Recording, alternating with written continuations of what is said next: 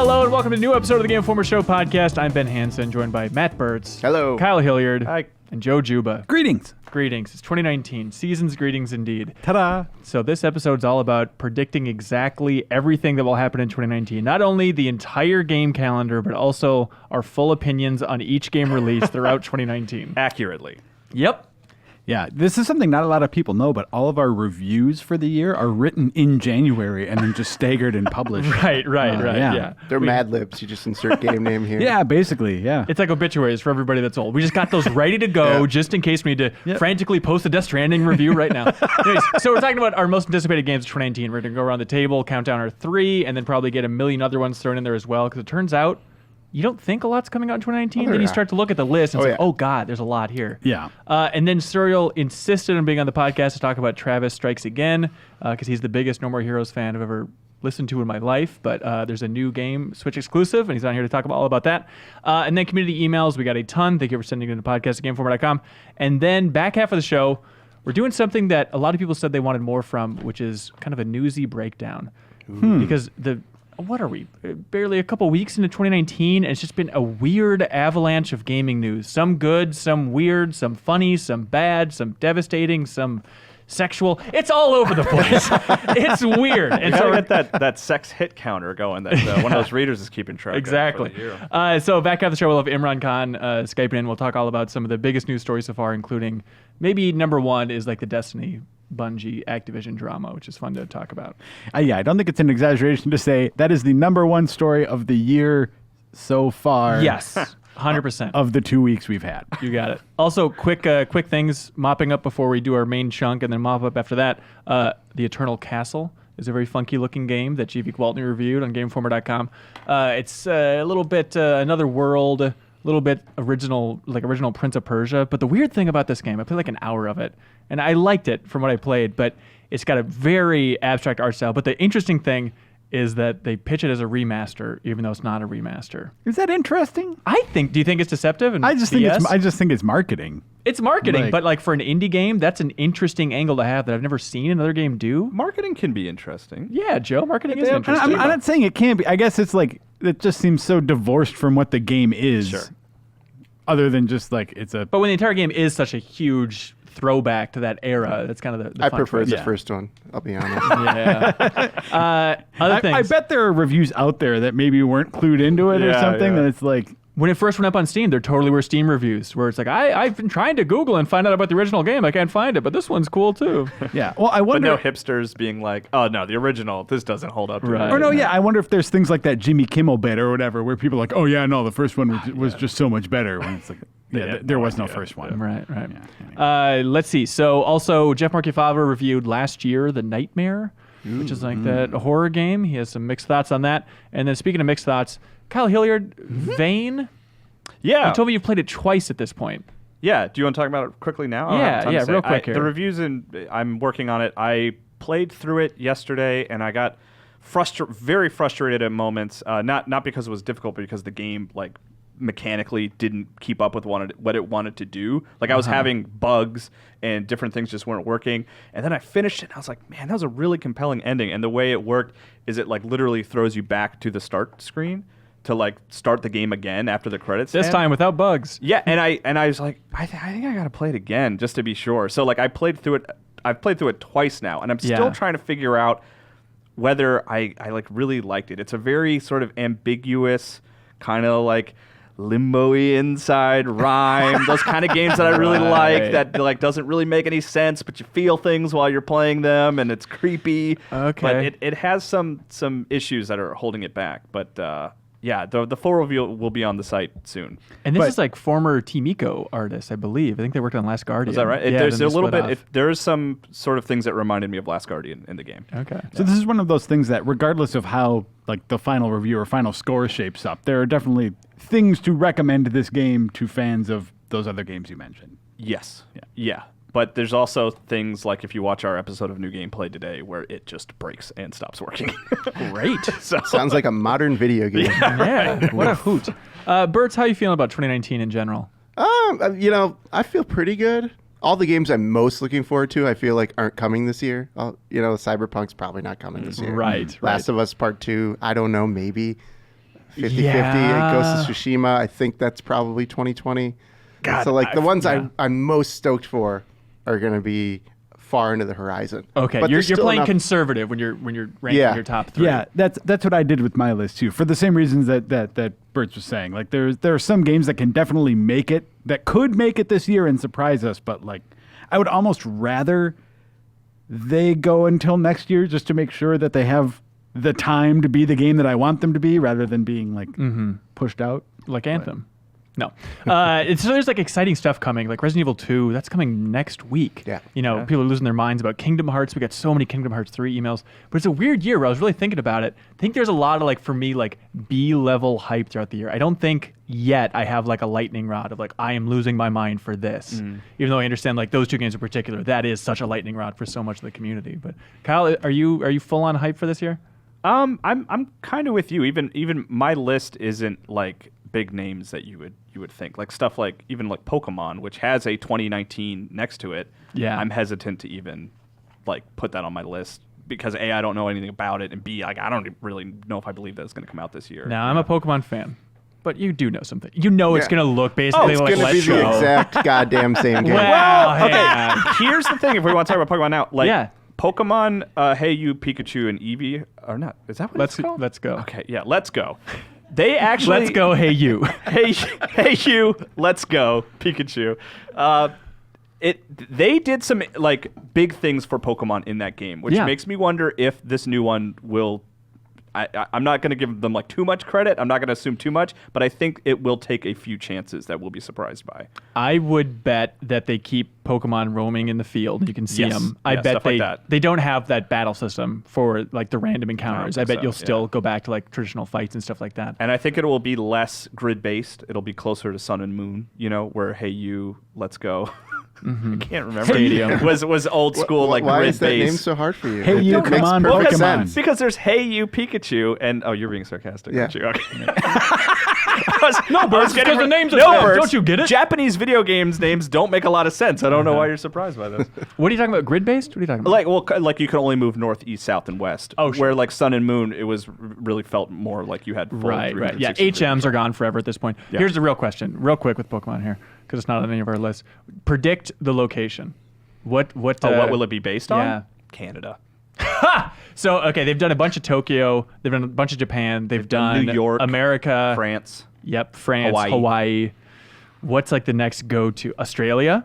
Switzerland, Australia. Switzerland. Have they done any place like Luxembourg. snowy? Oh, Yeah. There have been like snowy That's what parts. I was saying. Canada. I don't know if it's a great time in the world to do Russia.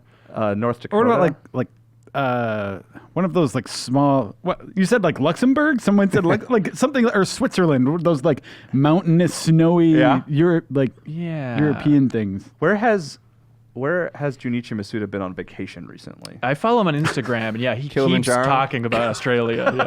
Yeah. Ooh, Africa. You have a lot of biomes to play with then. That's Yeah. true. Oh, yeah. That would be good. All right. That's all we can really say about Pokemon We've Gen 8. predicted enough where one of those is bound to be right. It does, and I think maybe I said this when you guys were talking about Sun and Moon back in the day too. But Yeah. like, it still strikes me as amazing that like when you list down innovations and things that it's doing, it's like, well, instead of just moving north, east, south, and Yeah, west, I know. you have like a full Yeah. degree of movement. It's a whole different world. Yeah. So this It's- episode's about hype, damn it. We can't have cynicism out of the It's finally like Super Mario 64. Yeah. guys. Amazing. gate. Yeah. Yes. Anyways, okay, so top 3. We're all going to go around the table. If somebody says theirs, just jump in then. I don't know how much overlap there's going to be. We have an odd group. Yeah, And, we'll see. And I feel like the deck is kind of stacked towards Matt Burt's because I hope some of his that are on his list he's gotten to play recently, so maybe he can actually be more true. informational than most of us. Okay, Matt Burt's number 3. Number 3 most anticipated game 2019. Number 3 is probably Metro Exodus. There we go. Okay, Yeah. we went on that cover story, flew Yeah. all the way out to Malta for Christ's sake. But Ooh, they another came good by. Pokemon option. Ooh, Malta. that's true. Well, a little shady. But anyways, like they came by the office recently, right? Yes. What did you I get to got see? I got to play. So, like one of the bits in this is we're leaving the underground. We're going across the Russian countryside to see all the other ways that Russia's ruined from nukes. So we're actually getting different biomes this time. We're getting to go to like an autumn area, a summer area, a spring area. So we got to play most recently the summer area, which is this desert around the Caspian Sea. And you remember when we first saw it, it was like, how are they going to make this different than Mad Max? It looks like so Mad Max. Especially because it's like dried ocean. So I think there were like There's some ships and ships. stuff. Yeah, Yep. it's like that's just Mad Max. Yeah, it actually, I was kind of surprised by the diversity of like the little set piece locations in that space. They had like an underground cave network where water was being farmed. They had like airstrips, so there was kind of a military vibe to a certain part of it. There's a lighthouse. And you have a vehicle. So I got to drive my first Metro vehicle. How did it feel? Games.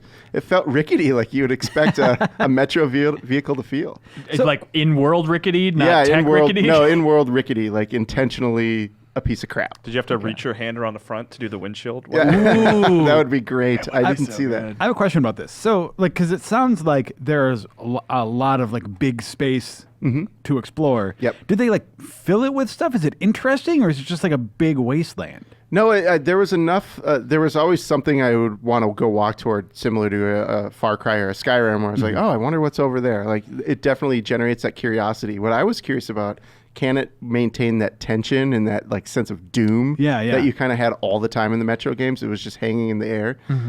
It's not as suffocating, but there are a lot of underground spaces where you get that classic Metro feel. We were going into a communications center that had like a big underground network, and that felt like classic Metro. And there are enemies that do make you jump when you're in the open space. Those humanimals that we saw, they're weird, like kind of monkey humanoids. Yeah. They are in the open world, but I didn't know they were like camouflagey. Like they changed to like look like the kind of backdrop. It's so not like these ones they're are all kind of like tan.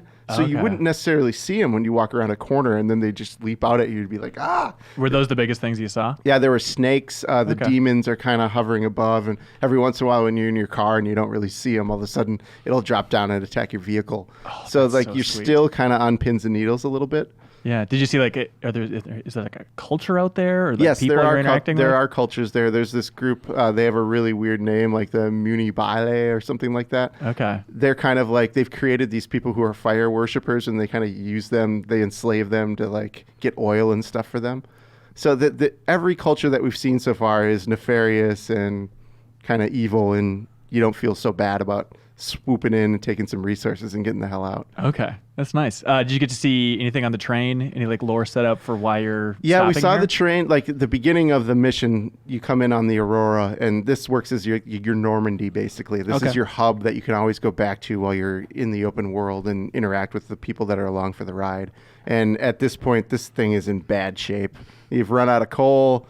You're basically burning wood and stuff as much as you can to just keep going, and it's run out of water for the steam engine. So it's one of your jobs when you're going in here is I got to fix this damn thing to go to the next place. Okay. Yeah. So we got the spring is still in Russia, right? Where it's a little bit It's all in Russia as far as I can tell. right, but still kind of closer to Moscow. That's where you're Yeah. on the boat. That's primarily we saw that for the cover story trip. Yep. Summer's Mad Max. Yep. Looking desert thing. The fall is what they showed originally at the E3 debut, where you're in the forest and whatnot. And then we could play it at Gamescom. Okay. That space is cool. I mean, it's dark. There's a lot of forestry around, so you can't really see when these weird lurkers are kind of moving in and out of the space. Yeah. You have a crossbow that you're kind of like stripped of all your weapons in that area, so you're kind of just trying to survive as much as you can with almost nothing. Sweet. And then the winter, we still don't know? I think the winter is the opening when you're leaving Moscow is my guess. Interesting. So I wonder if it'll go full season, though. Yeah, I don't know. And it's still that we'll question find of out. how that game's going to end. Could it Yeah. possibly have an uplifting ending? Like, there's no universe. Yeah. Where it's, hey, good and job. One thing we haven't seen is the Dark Ones, that weird sort of, Yeah. supernatural entity that's been in the games the whole time. I still have not seen any of that. I forget what their messaging was on that. Did they rule it out, or did they just say, hey, wait and see? Yeah, play the they were game? kind of, stop asking us these questions. We're saving some stuff for the release, was Okay. basically what we got Gotcha. about that stuff. Great choice. God, when is that coming out? Do we know? February 15th. They moved it up a week. Good God. All right. Coming soon. Real soon. Kyle, number 3. A similar game, Psychonauts 2. It dives to the core of a man's mind. Exactly. Yeah, the big thing about that for me was like they announced it. I was like, great, love Psychonauts, ready for a sequel. And then they've shared things on Twitch and stuff like that where they show like, what do they call it, white boxed areas where they're like, playing with the platforming and stuff like that. I'm like, great, I'm excited to play more of that. But then when they had the trailer at the Game Awards, Yeah. and I was like, oh, this is like a real video game with environments and like story and cutscenes and all the characters I remember for the first game. It feels like Psychonauts, which is something you don't really get from like those test environments fully, just on a lore basis. You know? So like, and it was just seeing that game become like closer to its final product, like jettisoned my excitement in a big way. Like I was surprised at how excited that trailer got me, because I kind of forgot like how much I loved the original game, and I had played the VR game within the last couple months, and there were even things. Story stuff in that game is like teased to continue in Psychonauts 2. Yeah. So yeah, for those reasons, like it really jumped up really high on my list. I can't wait to play Psychonauts 2. You think that's coming out? Yeah, what's the I'm worried about the Starbreeze situation. Yeah, the publisher situation. So Starbreeze is publishing it, and now Starbreeze is going through a rocky period. But I don't think Double Fine has messaged that's anything. just thematic for what happened with the first game. They're trying to stay consistent by losing publisher. I see. And changing hands. Part of the important. They're wasn't that recreating first the one- Majesco. Yeah, the experience. It was an Majesco. Xbox exclusive for a little while. You guys remember Yeah. how Majesco had $1 million contest for, was it Advent Rising or something, and then they couldn't pay out on it? And Really? You had to find it in game or something like that. It was interesting. Didn't they also try to make like Dirty Harry and Taxi Driver games? I remember there was one remember a E3 where they had a screenshot. bunch of like movie brands they were trying to make games for. And Yeah, weren't I think they you're right. also the publisher that made a crazy amount of money selling like Pokemon episodes on the GBA? I think I think Majesco like that's- released Yeah, those, they had a right? bunch of cartoons. Yeah, you could watch episodes of Pokemon on your Game Boy. Advance. Garbage. Cool. Yeah, on the cartridge. Sorry, it's from they that looked legacy. super artifacty and like they were rough. Look, we got Psychonauts out of it. It's okay. Yeah. I mean, I think you guys are right to be like hesitant and unsure about that game coming out this year, but it's slated for this year. Yeah. We'll see what happens. I'm excited to play it. Fingers crossed. Yeah. And Two Player Productions has been releasing some pretty light kind of dev diary type stuff where it's mainly just the director, I forget his name now, and then Tim Schafer's kind of walking through the state of the build and stuff. But I can't wait for when they eventually unleash whatever they've been filming over there. At some point, that's just going to explode. Maybe after the game's released even, but I can't wait. I'm more excited to watch their stuff than to play it. I like you using the term like explode, where it's gonna be like. The I mean, internet's those gonna videos shake. are great. Those documentaries are great. Two Player Productions does an awesome job, but I mean, like, you're the most excited Yeah, about this. Hint is exploding within the context of his little microsphere of a life. Yeah, they'll be very good. Just gonna blow up my plans for a trust month. me. No, that living room's going to be hopping when I'm watching those bad boys. All right, anyways, number 3, Joe. Yeah, my number 3 is The Outer Worlds. Oh, interesting choice. All right. Like I'm someone who I really liked Fallout 3, Yeah. and I think that setting, like for all of the things Fallout, even the old Fallouts, like it does well. That post-apocalyptic world, the bleakness of that is like interesting, but I'm kind of bored of it by now.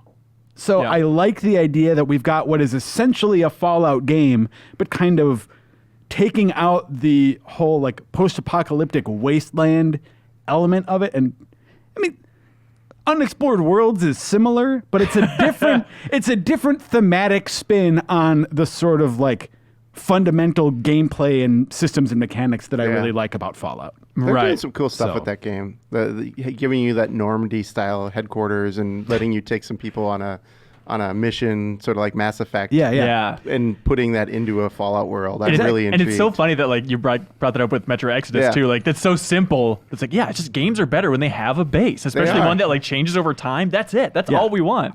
A base and like people you know there and Yeah. like characters you want to interact with. Instead of, what was his name? Sterling McGarvey or whatever. What's that guy's name? Preston McGarvey? oh yeah, something. Oh, In your Fallout settlement 4? in Fallout Yeah, 4? yeah. Man, I hated Yeah. that guy. And that's hat though. Joe, do you worried all about the tone, like from what they've shown of just how jokey that game's trying to be in theory? Man, I don't like. I tend to. I don't really go for games that try real hard to be jokey. Outside of usually. Deathspank 1 and 2, yeah. You know what? Okay, quick side note. That what was it? Bloodbath and Beyond. What was that? Matt Hazard? Yeah, that is like the Will only. Arnett. Yeah, that is the only like super try hard jokey game that I actually like played through and thought like, wow, they got a pretty good percentage of those jokes to land. Really? Yeah. I've never heard anybody defend Matt Hazard. Now I feel like I need to go back and play no, it. that game, like the gameplay sucks. Uh-huh. But I was entertained. I thought that game was funny. I always appreciate just like lighthearted tone, even if the jokes don't always land, I appreciate just like a sense of humor. And that's the vibe that I'm getting just from what we've seen of the Outer Wilds or the Outer Worlds. God, that's the worst name choice. Yeah. And they're both supposed to come out this year. So. But I mean, the vibe I'm getting from Outer Worlds more is that it's like more humor in like tone and theme rather than just like we're gonna crack a bunch of jokes constantly. I hope there aren't punchlines. I just hope there aren't punchlines. Only. I just like that you can play as the dumb guy too. Like they have the dumb conversational where you can kind of be like, I don't know, man.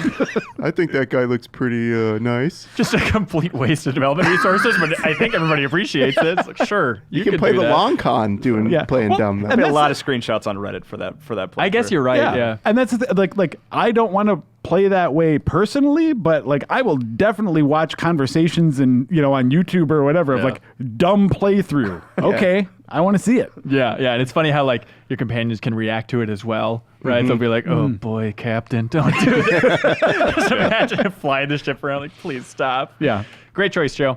My number 3 is a game that Tim Schafer in one of the Two Player Productions documentary, he said that this series makes you a better human. You remember this? Because it's about tackling just a little bit each day, just making slow, eventual progress. You're talking about mobile games? He's talking about Animal Crossing. Animal Crossing! There we go. 2019, coming to the Switch finally.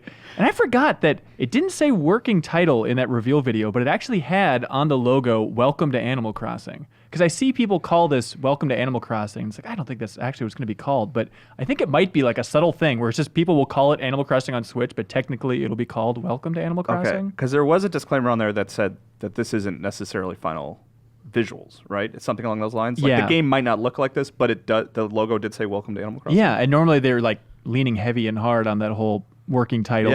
Wait, is Welcome to Animal? I don't even remember the image. Is it part of the logo? It is part of the logo. It's not just Welcome to logo. Nope, it is part of the logo. Okay, but still, it could just be called Animal Crossing or something completely else.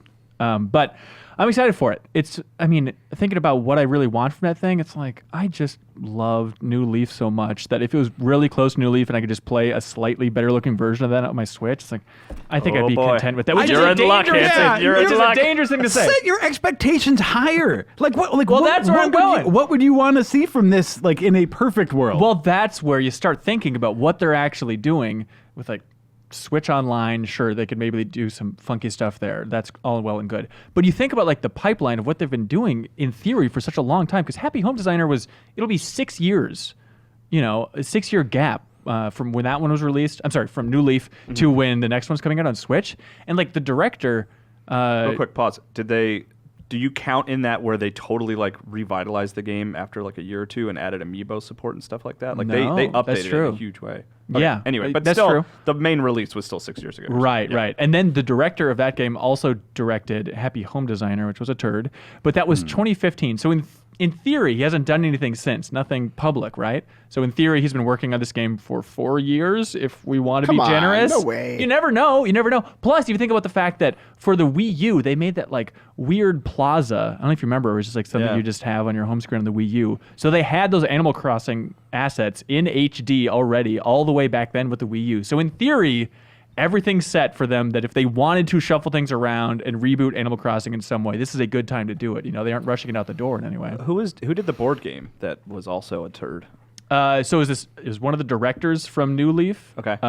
And then the producer on Happy Home Designer. I think she also produced it at least, but I don't know who directed that turd. Okay, it was a turd. Look, who produced the turd? This is going to be turdless, baby. Animal Crossing's going to be everything we want it to be. It's one of those series that it doesn't do much for me, but like that is the game on Switch. Like I feel like Pokemon, Animal Crossing, those are the two that people demand. Yeah.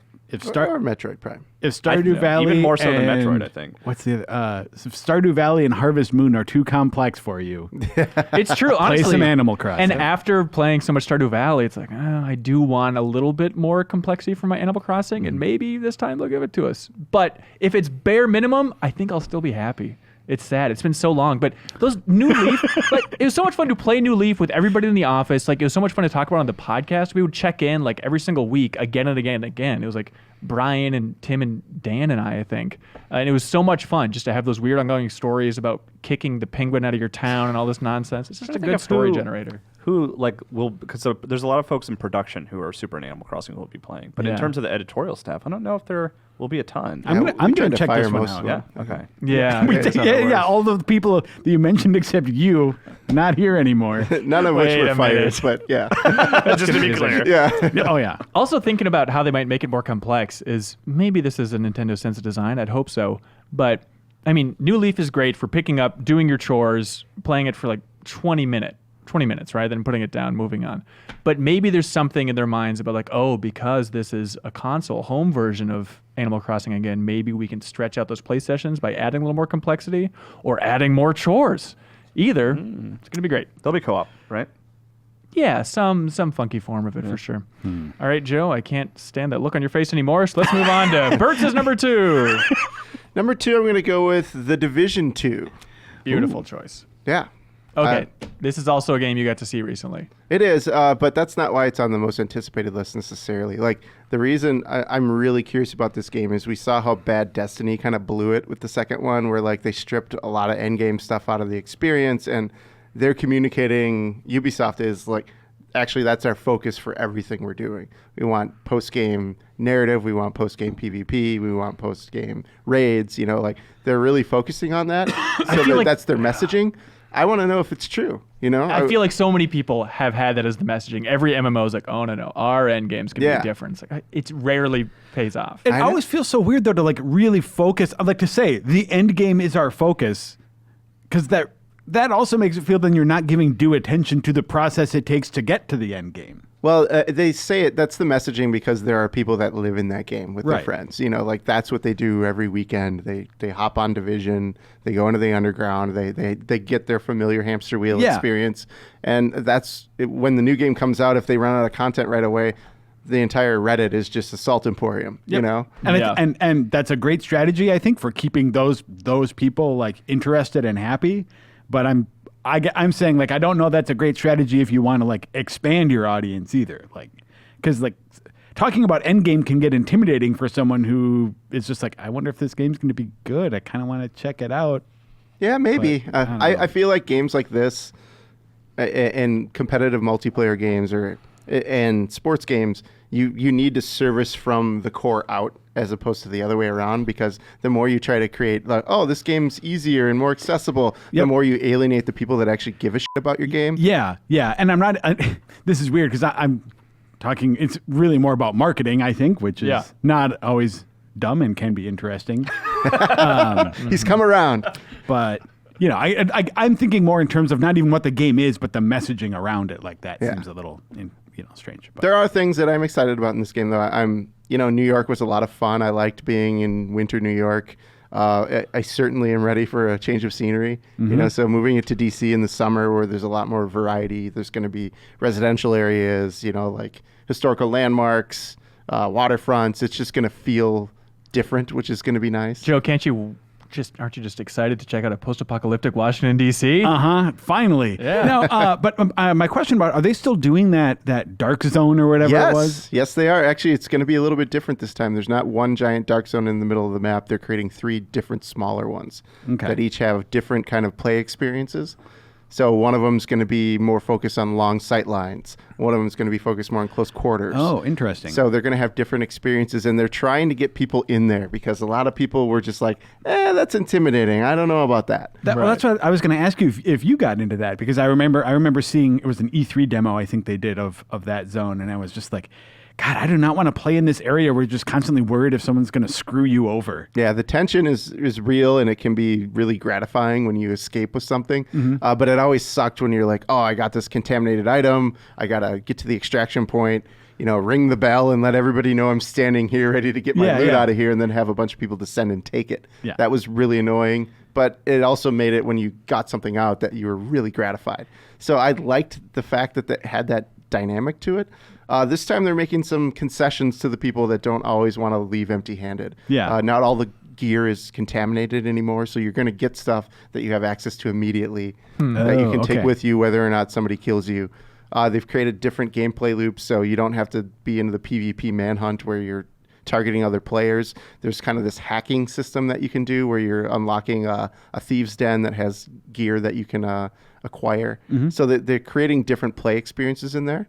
So it sounds promising. Yeah.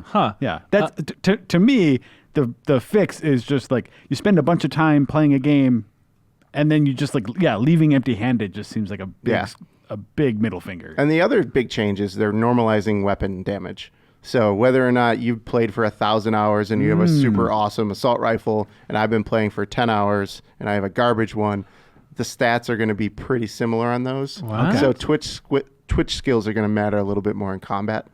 How do you feel about that? I feel like it was going to piss off a lot of the hardcore people, but I think they realized that, and that's why they've created this thing called the Occupied Dark Zone.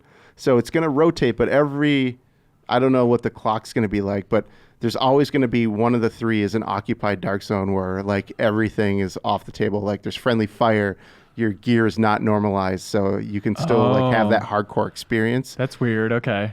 I don't know how I feel about like dividing that up, where it's just every once in a while you're gonna have completely different gear. You know, it's like imagine playing Destiny where guns are completely different. Gear. It's the same gear. It just feels and has a different impact. And sometimes stuff. It's gonna be scaled, so like your damage is similar, and sometimes you're gonna be able to really test your gear sets and figure out what's the best. Yeah, think of it more like you're opting into a hardcore mode when you want to play it, but right. But otherwise it's sort of a normal, like a balanced experience. So I'm really curious what the community thinks about that. I know they would be really pissed if they just got rid of that free-for-all experience, so it's smart that they're keeping it.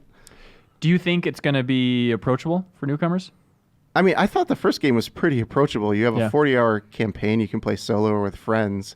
There's a lot of side activities that you can just do in the open world that you don't need to engage in PvP.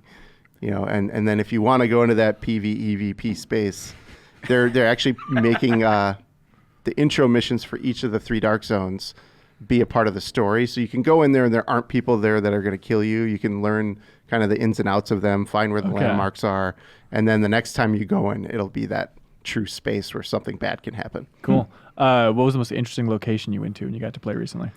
I think the waterfront, the Dark Zone South, was really different. It was still flooded. Like there had been some like natural disasters that happened over the course of the summer, and like some cataclysmic event because roads are all collapsed, and it was really tight spaces even though you're in the open.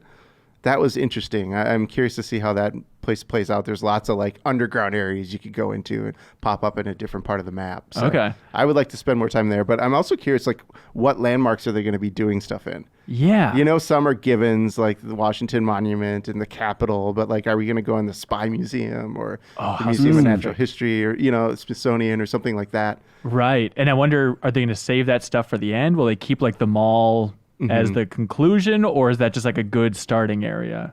I don't know. Will I finally get to walk through the White House in a game, which is all I want, like a perfectly recreated White House. I want that game.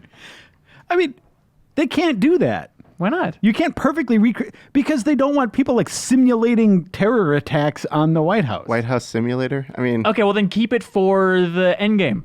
Then you really have to grind if you're a terrorist before you can get to that point. And Joe, that's a really weird reason not to build a building in a game. You know? No. But I'm saying this is why, as far as I understand it, they don't like put out schematic. Like you don't know what the interior of the White House looks like. They redesign it a lot. I'm sure there's some secret like, rooms and stuff. Redesign it a lot. It's not some crazy mansion. I think they do. Isn't it the craziest mansion in the United States? That's right. I forgot. The White House is basically Hypercube. Now that I think about it, I don't know. We'll see. I bet the rough schematics are out there.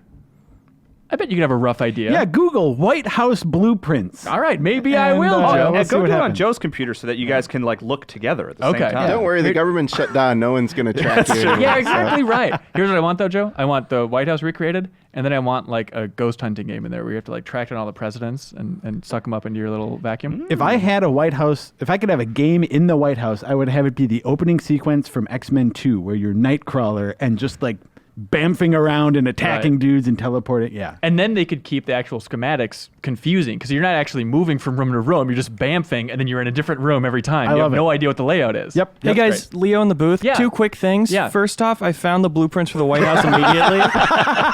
Great. We'll put them on the screen. Okay, I'm an idiot. There we go. Yes. Second off, if people want to learn more about the Division 2 and its Dark Zone, we have a new gameplay today up right now on That's GameInformer.com. right, we do. Very and I have smart. an interview with Red Storm creative director Terry Spear, who talks about all the changes that are happening with Dark Zone, and there's the new PvP mode called Conflict. So, Wait, from what team? from Red Storm. Red Storm is doing the kind of Dark Zone and PvP stuff. Oh, And interesting. then Massive Okay. is doing a lot of the other stuff. Oh, I didn't know it was split that way. That's Yeah, interesting. they're a collaborative force. Cool. I feel like Division 2 might be one of the biggest games of the year. Yeah, I don't know think if so. you're feeling that hot about it, Bertz, but like I think so many people have dabbled with the first division at this point that if they just get out of the gate strong, I think it can be huge. Yeah, I think so too.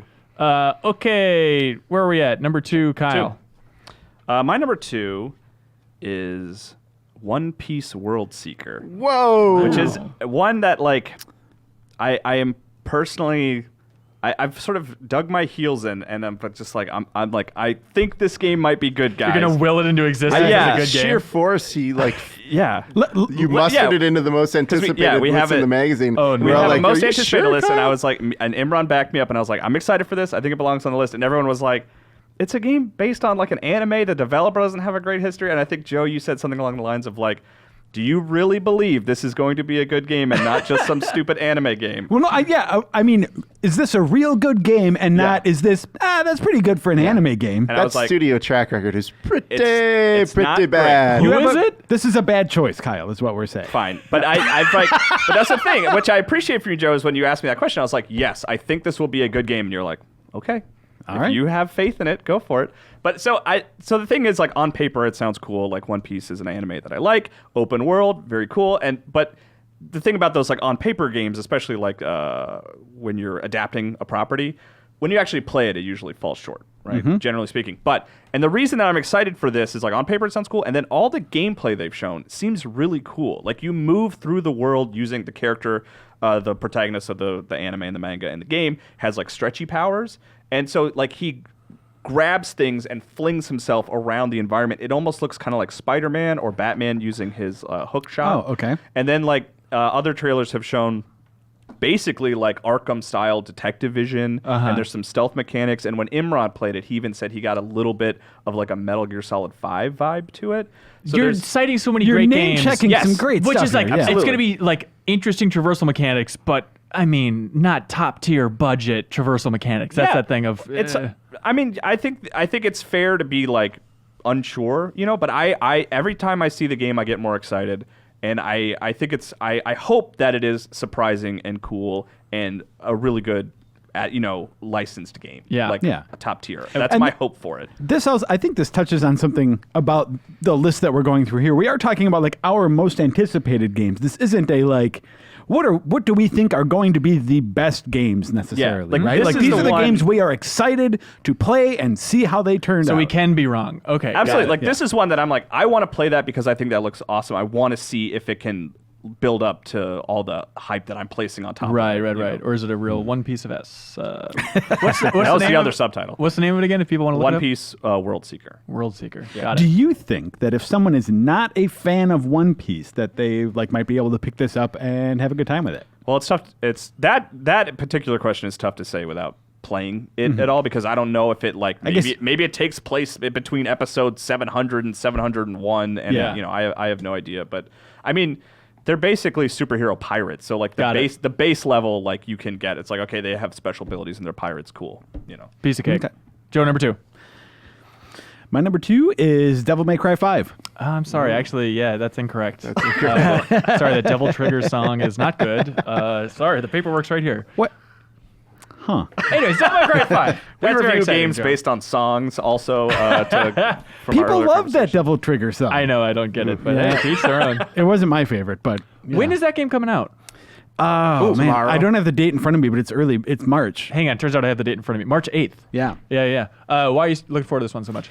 Well, okay. This is a series and a genre that I personally really love, and feels that it's thinned out a lot in recent years. So it's like I recently replayed like Bayonetta, or Bayonetta 2 also, actually. So there's something about the level of like skill-based play, but also the just sort of zaniness that they're able to pull off that really draws me to the genre, and Devil May Cry specifically, right? Just the like, hey, it's Dante and he's hitting things with a motorcycle. Okay. Sure. And this guy has a robot arm that he can ride, like shoot a missile out of and ride. Okay, why not? Just that sort of that craziness of it, I think, is like the surprise of that is fun. But the fact that all of that is rooted in gameplay that I think is just like really, really tight and fun.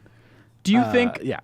So like watching, we did a new gameplay today with Serial playing, and I remember one of the big takeaways from that, seeing that footage is like, oh my gosh, like it feels so antiquated in a way where it's like locking you off in this arena, beat these enemies, we'll give you a rank, move to the next arena, locking you off. Yeah, it's almost like, if you're, it's similar to previous games, kind of like you just wake up and do chores and play for a little bit. Like a good game, like Animal Crossing. Do you feel like that'll feel antiquated?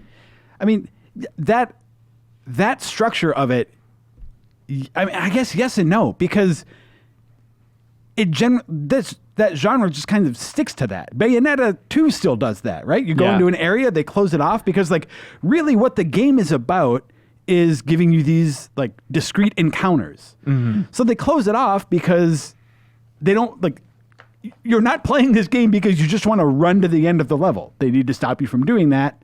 So it's more about just like giving you an area, like a playground to play in. Yeah. Right? I mean, God of War and Spider-Man have pretty stylish action that you're able to transport into more open spaces, right? Well, yes. But I guess I would say in something like God of War, they do the same. They don't give you a big like demon. They don't show you a big demon barrier, but it's the same thing where it's like they don't let you continue. They don't let you blow through the environment without finishing the fight. Mm-hmm. Yeah. So yeah, great choice, Joe. Really looking forward to it. I think so. Gee, we spent forever on Bert's boring games. You have the most new info. Let's talk for 10 minutes about shooters and. All right. Well, prepare to fall just awesome, wait. stylish Just action. wait. Prepare to fall asleep here, Joe. My number 2 is not confirmed for 2019, but it has to be 2019. It just boy. has to. Age of Empires 4. Where is it? Cool. Gamescom. Bert's, what's your number one? Gamescom 2017. Microsoft announced this thing. Not a peep since then. We don't even know the setting of the game. All we know is Relic's developing it. It's crazy how quiet they've been, especially if, in theory, next gen starting 2020. Like 2019 is probably going to be pretty dry for Microsoft. They have Gears 5 in theory again. It's like I feel like 2019 is a good year to rush and get Age of Empires 4 out the door. Okay. So another thing I wanted to say about Devil May Cry 5 that's so awesome is they're going back. This is offensive. There's RTS fans out there. I swear they're out there. Seriously though, I did want to point out that what I think is really cool about this. I do want to go back to it. Devil May Cry. Okay. Yeah, is that it's like picking up the old timeline from Devil May Cry 4, which I know not a lot of like the lore is not a reason a ton of people are into this. Yeah. But I think it's cool that for the fans, they are like picking up that old story, 3 playable characters that look cool. Yep. Like, okay, I just wanted to get some enthusiasm for that out there because I felt like I got cut off. Sure, no, that's great. All Everything's right. great. So why is Age of Empires like you're one of the only people I know that still is like that series is phenomenal. I Yeah, love it's a lot of nostalgia. Like Age of Empires 1 blew my effing mind when I was young, and then Age of Empires 3 was a little bit rickety. Age of Empires 2 was beloved. Age of Mythology is one of my favorite games of all time, so I think it holds up really well. And so it's in this fun spot where it's been so long since a new one has come out that it's that tough thing of like, do we go for kind of the reboot and bring it back to the original era? Because every game evolves to the eras, and originally the plan was for Ensemble when they were developing these games to have Age of Empires 4 be set in World War II, and then Age of Empires 5 be sci-fi. That was like their roadmap. And so now it's a fun thing. After that much of a break, what is Relic going to do? And Relic specializes in making World War II RTS games, so maybe that's the reason Microsoft went to them. Unclear. Question. Yes. Have we seen anything of this There's game? a teaser trailer which headlines like, "Together we have battled through history. Now a new age is upon us." But it just like showed art from the previous games. It basically. seems like we've seen less of this game than we saw of like Scalebound. Oh, for sure. So Yeah. do you think, it seems to me this game is teetering on the edge of, you say it has to come out in 2019. Yeah. What are the odds that it's just canceled? 0. You kidding me? They Microsoft's know their audience. canceled so many things. I feel like they need to start shipping things. Yeah, and plus, like in the realm of scope creep or anything like that, something like scale bound, I can understand. It's like this is going to be $100 million budget. Not saying Age of Empires 4 has to be a budget game, but relatively, I would imagine it's so much cheaper than some big AAA console production like that. Okay. All right, we'll see. Do you want to make a bet? No. Okay. All right. Great. I just kind of want to rain on your parade a little I bit. love it. Matt Birds, number 1. Number 1 is the open world Star Wars game. I'm super stoked about this game. Bad news. Oh, geez. What? CheckGameInformer.com is not Do you happening. have an alternate maybe? What happened? Don't worry about it. We'll talk about it later in the show. We got some news to cover later. Okay. Number 1 is Doom Eternal. There we go. I was hoping you wouldn't forget about this one, Birds. No, I will never forget it. I mean, the last Doom was such a joy to play. They just reversed every decision everybody had been making about designing first-person shooters. Yeah. You have to run toward the problem even when you have low health. Like you can't hide behind cover. You just have to go. And that crazy theme park shooter experience was just so addicting to me. I still go back and play it even on my Switch sometimes. It's a Really? great palate cleanser. Yeah, I absolutely love it. I just hope they don't do any multiplayer. Yeah. Have they said anything about multiplayer? I don't think so. They talked about that weird, other players can kind of Dark Souls into your game. Yeah, that's super exciting. That could be really But fun for sure. I want to use that meat hook. I'm excited to see some of the old weapons, like the super shotgun, come back. Yeah. And I just want to get into those arenas and listen to some heavy metal. Do you think that if they release it this year and it's good, that the good side of id can kind of wash away Bethesda's flaws? Will people kind of be less angry about Fallout 76? Will they give credit to Bethesda or id if Doom Eternal's good? I guess is the question. Probably it. I mean, Yeah. it's making the damn thing. Right. But just that Bethesda name on it, maybe. Also, Doom just belongs to it. Yeah, I don't think- put them in the same camp. I don't think there's any confusion there. Yeah. Leo, on the Rage 2 trip, did you learn anything about Doom Eternal? Did you bug Tim Willits about it? I didn't learn one single thing about it. Damn it. That's fine. Well, they showed 15 minutes of gameplay. We or saw something. a I saw healthy lot of it. amount of it before, but Do you think it's coming to Switch this year? I don't know. Because it seems like that one would be pushed back a little bit. But I bet they see Switch as a valuable avenue. It's just as important as the other. Yeah, I wonder how the platforms, first probably. one sold. I Yeah. don't think I ever saw any data about how Wolfenstein. Historically on Nintendo platforms, those more mature shooters just kind of die on the vine. right. But Switch is so pervasive at this point. And when Doom came out, there wasn't I don't think there were a ton of shooters even. I bet it did pretty well on Switch. I bet. One thing I'm curious about, just in general, and I know that this has happened for technological reasons largely, but the Switch releases of multi-platform games, the Switch one is usually pushed out a little later, often because development hadn't started on it yet, so they needed more time. But I wonder if that sort of focused attention actually results in better sales on that platform. I don't know. Because let's say, hey, it's out today on Xbox, PS4, and Switch. I wonder if it gets drowned out a little more in the hey, it's just out, buy it on whatever platform you want, versus you wait a few months, people know if the game is good or not, and you can say it's out today on Switch, and maybe you get more likely people to be I played that game before, it was good, maybe I'll double dip, maybe I'll get it on Switch I again. think you're probably right. I bet there's a know? lot of double dipping out there for sure. Yeah. I mean, I know that I have a ton of games on Switch that I own on other platforms. Oh, yeah, so, for sure. It'd be a weird year for Switch with Mortal Kombat 11 and Doom Eternal in theory coming to Switch. Yeah. What a cool gore year. Also, I don't know if you saw this rumor because you probably don't click on these stories, but there is a pretty strong rumor that one of the Smash DLC characters is going to be the Doom guy. Really? Yeah. It seems... I don't put a lot of weight in that. Honestly, those Smash rumors I think are constant BS, but Yeah. the source of this one predicted Joker and also... I wouldn't be surprised. Persona Bethesda S. would do that, I'm pretty sure. So my question for you is, they probably won't let him have guns or firing bullets, but are there Plasma. go-to plasma weapons in the Doom series that would Will they work give in him Smash? yeah, they have plasma weapons, but Okay. why don't they just give him a chainsaw? Let's see, Snake. I mean, Snake has a rocket launcher. I don't think he has a gun though. Right. I think guns might be too far for Yeah, Smash. guns are way worse than rockets. So you can shoot someone with a plasma gun, but if it shoots real bullets, that's I the bet problem. that's a thing. So, I mean, yeah. I don't know. I'm Well, just guessing. there's that 8-bit cowboy that shoots bullets at you. The assist trophy. Oh, that's a good point. And yeah, do do get the bullet holes that slowly bleed. Yeah, and It's weird. If you It's get like Splatoon ink falling out. that's right. If you get a stomach shot, it's real long and painful before you go down. I can't wait to hear the soundtrack too. 'Cause I don't know if you saw Mick Gordon the other day on Twitter was like, I'm looking for people who are really good at shrieking like Iron Maiden style because I want to create a chorus of heavy metal shriekers to put on the soundtrack. Wow. I want to hear that. Yeah, it's gonna be awesome. All right, Kyle, number one. My number one is Remedy's next game, Control. Control. I'm Interesting. very excited for Control. What has you so excited? I think I'm just really in the mood for like a third-person story shooter right now, which I want. Maybe Resident Evil 2 might scratch that itch in a few weeks, but like, it looks ambiguous and creepy and weird, and that's the kind of shit that I'm into. And I like Remedy games, and I also they're talking about maybe it's kind of like because Remedy games have all been linear. Even Alan Wake, I believe, started as an open world, but then became linear by the time it released.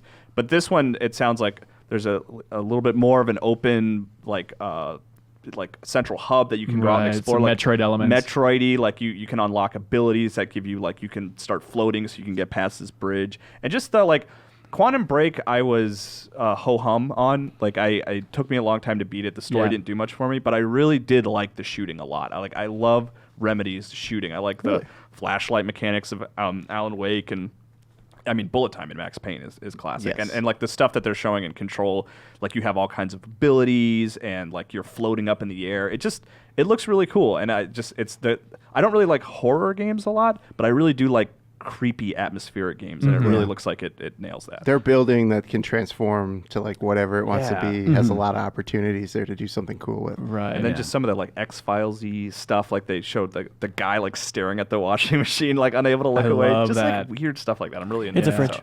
Oh, excuse me, it's a fridge. Thank you, Leo. What did you think of their last one? No, I can't remember it. Quantum Break. That's why Yeah, I yeah, took I forever. talked about it a little bit. You weren't listening. I was. I am. Joe, you're really making a lot of friends on this podcast today. I'm sorry. You got it. You're number one. It was What do you got, Joe? underwhelming. It was probably I enjoyed it, but it was in terms of like Remedy's games. It's probably the weakest. I think. Well, they were It's forced to do that weird Nancy Tellem, like put a TV show in your game. Yeah. Nancy Tellem's a deep cut. That was Yeah. Head of Microsoft's entertainment division, all that Yes. stuff coming from CBS. Interesting and, idea that just I don't think really did any favors to the gameplay. Yeah, so. I think you're right. Okay, I'm sorry, Kyle. I thought I was listening. that's fine. It was quick. Anyways, Joe, number Oh, one. did you mention Devil May Cry yet? I don't remember. Damn it. Let's go. I'm actually the one on a timer. I know. Let's go, Joe. What do you got? My number one, keeping in mind, by the way. Okay. Well, no. So talking about the anticipated, this game to me is sort of like Schrodinger's cat, right? I want to lift the box, and this game could either be great or terrible. I have a guess. Your One Piece. And it's the one that I really want to see. It's Anthem. 100%. No matter what, that is going to be something that'll shock the world or something when it comes out. Whatever terminology I use for two-player productions. Explode. Yeah, explode. The internet is going to explode in a good or a bad way when Anthem is released. I'm leaning one way more than the other, but Yeah, I honestly don't know. For me, part of what I'm excited about is like I've tried and failed on multiple occasions to get into those games that offer those long tails, right? Yeah. Like MMOs or Destiny, those kinds of things where they're built for that recurrent play, and they don't hook me. And from what I've seen of Anthem, like if things line up in this game, it has that potential, and I would love to have a game that can do that for me. yeah. So I'm hoping that this is the one, but at the same I hope time, it's good. like I'm really worried about it, but I hope it's good. yeah. Well, and then the other thing, of course, that's has me a little nervous about it in general is like BioWare games historically have been some of my favorite games, but man, if like Anthem bombs, Yeah, I'm really worried. I don't know what happens to mean, BioWare. What did and- you take from the messaging of at the Game Awards them slipping out that Dragon Age teaser? I mean, what is there to take from it? Just the idea of like trying to cushion for the hardcore fans. Like, I don't know if they have internal reviews of Anthem or they know that like Anthem might let down their hardcore fans. I just feel like it's a weird like, don't worry about us, we got this in the future kind of message before their game is released, which is odd. Yeah, because why distract from Anthem? with the Exactly. Dragon Age They're teaser? so different. Like True. Yeah. they scratch I mean- completely different itches, and for everybody worried about does Anthem have any sort of meaningful storytelling, character development, like those are my big worries still. Like Yeah. those Yeah. people that I've seen in those trailers and whatnot, like don't look that interesting. That to me villain yet. looks so dumb. It Yeah. looks exactly like the Archon, or whatever Archon from Mass Effect Andromeda, Andromeda. yeah. Oh, So like God, he sucks. for all those people that are like, God damn it, what are they doing here? I don't think it's a bad thing to say we still have classic Bioware experiences. Exactly. Yeah. It doesn't read to me like we think like, Anthem's not shaping up, but stick with us, as much as it is just like we're a multi-game studio and we have different things in production that might cater to different audiences. Yeah, maybe I'm a pessimist. I'm definitely reading it as a cushion for the fans. Like, don't worry. No, I mean, I think another part of that is that like is a desire to reaffirm that that's happened, because like they've Dragon Age 4 has been confirmed for so long at this point. Like Yeah. they've said, yep, we're working on it. I think more than anything to just say like, yes, we're still working on it. Yes, the things we've said before are still holding true. Yeah, Like even though like Mark Jarrow went over to help out on Anthem, and like they kind of had a lot of the body of developers move over to help Yeah. as they kind of went down the final stretch. Yeah. Yeah. And all the other studios as Yeah. well. It's like all hands on deck basically for Anthem. So yeah, it's probably a skeleton crew of those writers. it might read a little weirder to me if that game hadn't been announced already. Then it might seem a Right. little more like a smoke and mirrors kind of thing. But Sure. but the fact that everyone knew it was happening, I think is just more of it comes across more of like a reassurance than it does a sort of cushion, I guess. yeah. Okay. I hear you. Hey, Anson, I'm sure your number one pick is fantastic, but I gotta go. Okay. Bye, Kyle. Bye, Kyle. Kyle has an important interview to do. My number one pick is hanging out with Kyle Hilliard. No, my number one pick is Dreams. Ooh. It's definitely a little bit of that Schrodinger's cat, right? I just need to know what the reaction towards that game will be. I want to know what is eventually going to be made in that game and what the internet will do once that thing's out in the wild. Because it could be just an amazing revolution in game design, or it could be a cute little anomaly on the side that pops up on Reddit every once in a while. Yeah. I don't think there's any question that regardless of how big that game is, that there are going to be some great videos online to watch, like there were with Little Big Planet. Yeah. But whether or not like the volume of those videos is dependent on how the game catches fire. Yeah, for sure. And like speaking of good videos online, I still feel like Media Molecule's streams don't get enough credit. Like if you're interested in Dreams, check out their streams. They stream all the time, especially with the beta. They've been doing a lot of fun stuff, and like some of the stuff they've been showing off is just wild. They had just one sculpt recently where one of the questions we had for the cover story trip was whether or not you can do photorealistic things. Oh, yeah? And they said like overall the game definitely pushes towards kind of like a fuzzy, soft art style, which is weird to have basically a game engine push in a certain art style. But in one of their latest streams, they just had this photorealistic, like monstrous looking fish that just had like, it kind of looked wet and the reflections on it. It's like, it's just I saw that. amazing. Yeah, what you can actually sculpt in that thing. But as far as stuff that we haven't really talked about too much with Dreams, like we haven't really addressed the idea that there's this home space, which is kind of like, do you remember the ship in Little Big Planet where your little sack boy had the big controller and all that so stuff? many dumb stickers all over the place. Exactly. They're going to have that equivalent again, right? Where it's called the home space. And it's basically like a little area you can create in Disney Infinity or something, where it's just kind of like easy level creation. You can take objects from different games that you've played and just kind of throw them into your area, and you have the little bubbles to pop, just like Little Big Planet with the sweet sound effects. So they haven't really shown that off too much, or people haven't paid attention to it at least. Otherwise, I think when it comes out, I think first reaction is probably going to be sheer horror. I think of like, oh my God, this is a game engine. It is as complicated as a game engine. It is going to be horrifying for the mass audience. Yeah. But I hope everybody blasts through that.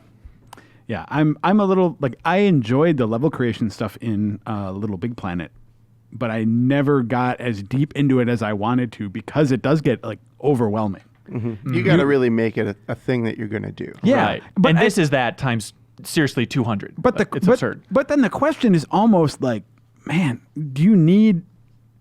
And I don't want to like cast too much doubt on Dreams here, but it's like, if you have to put that much effort into learning how to use something and to make a thing you want, why not use a like bona fide game engine that will actually like can do everything you want, rather than working within like those constraints? Even though it's so flexible, I guess it's still just the ease of use. It Yeah. is going to be the easiest game engine to learn still. Like I've been doing Unity tutorials and stuff, and it's like, okay, it's great for a while, and then it starts to get to that level of, okay, I'm in over my head. And in theory, if they can create that tutorial system good enough, it might be the most advanced tutorials you've ever seen from a game engine, And it gives them an opportunity to like bring artists and creators into the media molecule space and like enlist some named people to make content for this game. Yeah. That's. I mean, I guess I'm thinking of it more as like if you are a user who says I want to get Dreams because I want a game creation engine. Yeah. I don't know. I do not have the sense that Dreams is like vastly easier or more intuitive than an actual like game engine. But you can't design everything with a PS4 controller. And That's any true. other No, game engine. and it is more accessible in that way. I just So, want to play yeah. other people's creations. I'm a tourist. I'm there Yeah. to see what people do with it. Yeah, Totally. That's ultimately what I'll end up doing. Yeah, too. especially like the auto surfing thing. I think it's going to be fun, even for just like a a dumb party at your house, just to Yeah. have on the screen where just be rotating through all these different games, for a set amount of time. Like that seems super fun. Yeah. The weird thing, and maybe I'm overthinking this too much, but it's normally not really an issue in cover story trips. But with Dreams, they're like, we're not talking about the price of this game yet. Yeah. Like Sony and Media Molecule, and it just has led me to just become a whirling dervish about: is it going to be $40? Is it going to be $100? Is it free? That'd be See, insane. I think that you are nuts for thinking it's going to be over the price of a normal Software is expensive, dude, and That's it's not- like the most ambitious piece of creative software I've ever seen. game. They are positioning it like it's a game for PS4, right? So you think it's confidently going to be 60? I think the debate is whether or not it's 60 or 40 and not whether it's anything above 60. But if you buy it, you get infinite games. Like they could go either way. I feel like you could make a marketing message either way. It's absolute suicide to go more. It might than be $60. suicide, but I don't think it's impossible that they would do it. I think it is. I will bet that. I will bet you right now That it's not over it is $60. not over $60. I don't think I'm going to take that bet. All right. I'm just saying something funky might be going on with the price, but I still don't know which way it could go. But something else. So when it releases, people are going to be horrified by the tool set, and then I think people are going to be shocked by how short the story mode is because it's only like a couple hours long. So it's not even as big as like Little Big Planets or something. Those are going to be the two big reactions I'm anticipating for Dreams. When do you think it'll release? I don't know. Sony's 2019 is really odd. We have Days Gone Yep. pretty early in the year. Which I'm stoked about. Oh, really? Yeah. It had enough of the Far Cry elements in that open world where I think it's going to be interesting. At Yeah, least. I think it's going to sell really well for Yeah. sure. But then the rest of the year for Sony is pretty empty. The Last of Us Part 2 debate, obviously they haven't even hinted at when that could be coming out. I would guess early 2020. That's kind of where I am at too. Yeah. And I mean, there isn't. I realize that the odds on this are a little slim, but I mean, there's always the specter of Death Stranding, Right. Of Ghost of Tsushima. I don't think that's this year. Really? I think that's 2020 for sure. I think They can't pack those are both everything into 2020, but like, there's a chance. But in theory, if the PS5 is coming out late 2020, which seems to be the smart money at this point, would they really cram in two huge tentpole games for the PS4 that last year? That seems weird. They'll do cross-platform. Just like Yeah. last generation, they're gonna all the stuff that's gonna come out in that window is gonna eventually go to the new console. Yeah. You know what I mean? Especially the stuff in that like fall holiday window. Right. If the 2020 rumors are even true. Right, right. I could see Tsushima being surprise 2019. It's been a while, but that's the one most likely in my mind, at least. Death Stranding, I bet, is next gen at this point. Seems like a good bet. Okay. Cyberpunk, people are hoping for it in 2019. I seriously doubt it. I don't think so either. Especially, I went back and looked at the release of Witcher 3, and it was delayed so many times over and over again. yeah. They had a quote, a Eurogamer quote here, where CD Projekt Red's co-founder said, "Hey, this is not our first game. We're not newbies, so we can confirm right now there will be no more delays on Witcher 3." And then it was still delayed like a couple months after that. So like at that point, I'm not saying CD Projekt Red, they are rookies, but maybe they're a little ambitious with when this thing's going to release. So I would expect And this 2020. game is insanely ambitious. Yeah. Like this game looks like it could be a new paradigm. So they're going to take their time and make sure it's right. Yeah. They have that luxury. That's true. I bet it's going to be in roughly the same window as Death Stranding. Whenever both those games come out, it'll be the same year. What about the Avengers? I don't know. I don't know. Yeah, I mean, I'm almost like Kyle said with Pokemon. Like that's nothing more than a name at this point, right? Yeah. So we know that the creative director for Uncharted: The Lost Legacy was hired by Crystal Dynamics, and that was in early of 2018. So in theory, if they're getting their creative director that late in the process, I don't know. I'm not feeling great about 2019 for this thing. I mean, it could have shifted hands. You never know exactly what that means, but that seems pretty late. Yeah. Final Fantasy 7? Joe? No. No chance? I think no chance. I'm very pleased with myself. I went back and looked at when the game was revealed in our podcast for E3 2015, and I made everybody go around the table and say when that game was coming out. And like Jeff Cork and Tim and Kyle, they're all like 2017 at the latest. And they called me a maniac for saying 2020. And I feel like now I'm so happy with that bet. I like how you hold on to these things. Oh, I don't forget this stuff. Yeah, you really remember. Thank you. No, I mean, just based on recent, there was a recent interview with someone on the FF7 team, and it just doesn't seem like, it seems like they're in a phase where they're still like building the worlds and the environments and stuff. And I mean, not that it couldn't happen, but just knowing everything we know about Square Enix and the way they work, I really don't think that's They're like, we just got you Kingdom Hearts finally. What do you want from us? Leave us alone. Let Nomura rest. Or stop resting. It's unclear. What about Metroid Prime 4? That falls in the same boat of like, it's so hard to predict games when like all you know. I mean, like Bayonetta 3 also, right? It's like, here's a logo. We're making this game. It's hard to say that will come out in the next, 10 or 10, 11 months when like we haven't seen anything about it. Yeah, and especially in a year when Nintendo might not need it. It seems crazy, but if they have like Yoshi pretty early in the year, and then they have, in theory, Fire Emblem, which people don't really talk too much about, at least professionally, maybe because we haven't seen too much of it, but that Three Houses game, they said that's 2019. And then Animal Crossing and Pokemon, honestly, that's a pretty solid year. Like, why Luigi's rush? Mansion, is that the Yeah, you're totally right. Luigi's Mansion 3. Yeah, I'm really looking forward to that one. I feel like that's a solid Switch year, so why rush it if they don't need to? Yeah. Probably Bayonetta 3 at that same point. Like, just save it for 2020 at this point, because what else you got for 2020? Yeah. Yeah. Okay, other lingering things that are fun to think about. Ken Levine's game, somebody brought up on Twitter. Oh, man. 2019 reveal. Don't know. I doubt it, but don't know. Beyond Good and Evil 2. Nope, no way in hell. Okay. Okay, pop quiz, everybody. Will there be a Call of Duty game in 2019? Yes, Yes. Infinity Wards Yeah. is coming next. What What do you it think? is, I don't know. Like one of their social media managers has been tweeting shots of skulls, and so But people that's just are, like a good general Call of Duty thing, right? yeah. I mean, a lot of people are like, is it Ghosts 2? Probably No not. way. They is haven't- it Modern Warfare 4? I don't know. I think that's a safe yeah, that's bet. more likely, Yeah. but Yeah. They haven't missed a year in. no. I No, mean, that's a since this machine. whole thing started, right? That is a machine. Even if the campaign falls out, they're Exactly. getting that Yeah. shit out. The campaigns have missed a year. But Yeah, yeah. what was it? Was it Modern Warfare?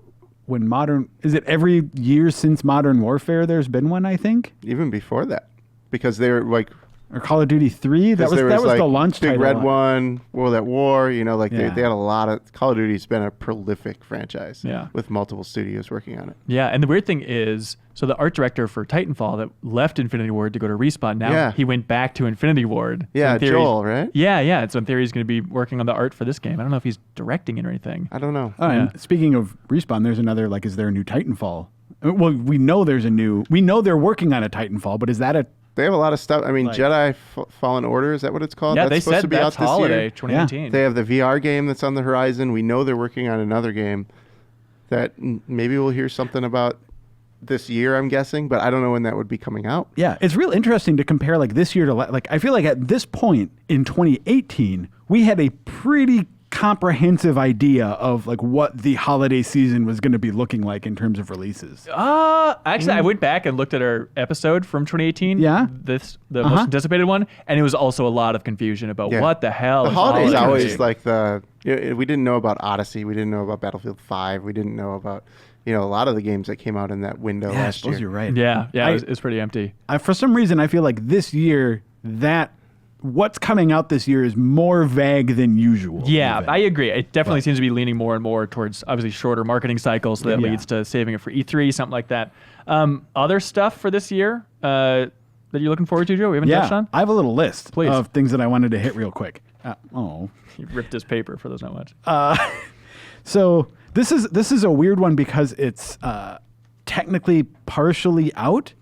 Okay. But I don't play episodic games unless I'm reviewing them. Like, I don't play them until they're all out. Yeah. So Life is Strange 2 for me is one that I am excited to see through. I prefer choice. to binge it too. I don't like doing the episodic. Yeah. I mean, again, if I'm reviewing it, I have to do it that way. But like left to my own devices, I just wait until it's done. I hate the wait, especially for Life is Strange 2, because it's been a long time. What, 4 or 5 months since the first episode? So I don't like the uncertain window between them either. Yeah. So. Yeah, for sure. But that's what I'm looking forward to.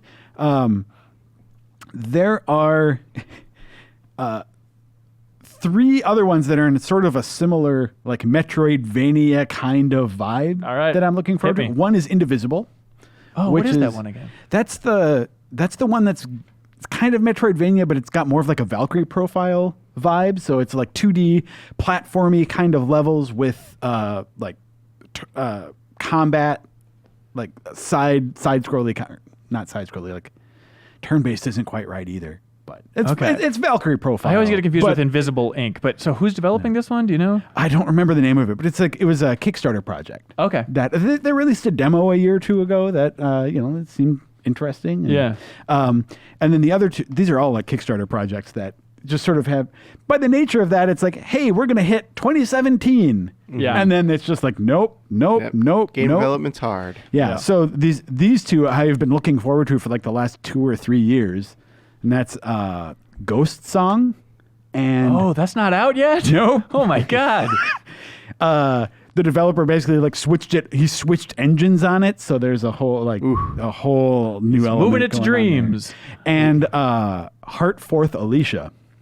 Really? Yeah. I feel those were in like our Impulse section with Matt Miller like 4 years ago. Yeah, a long time. Both of those games were featured side by side in Impulse like 3 years ago. Okay, that's why I connected with that. Oh, Yep. that's insane. Yeah. So, but I am still looking forward to those. I check their development blogs to see when they're coming out. Yeah. All right. And there's always a delay.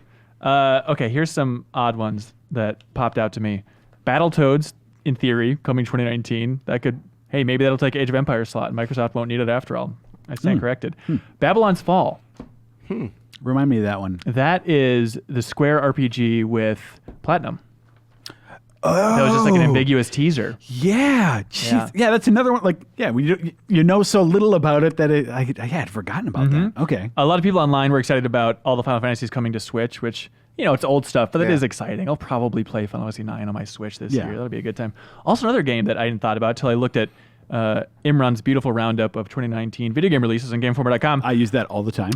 Mario Kart Tour, the mobile game, that's going to make bankola. Holy Lord. MechWarrior 5, JV got to play that not too long ago. Yeah, he was actually hot on it. Yeah, that was exciting.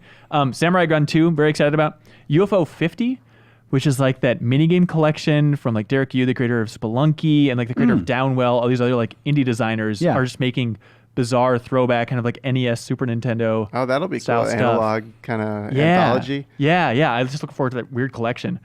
Spellbound, maybe 2019. That is the Chucklefish. The Wizard Academy. Yeah, the weird Yeah. RPG from Chucklefish.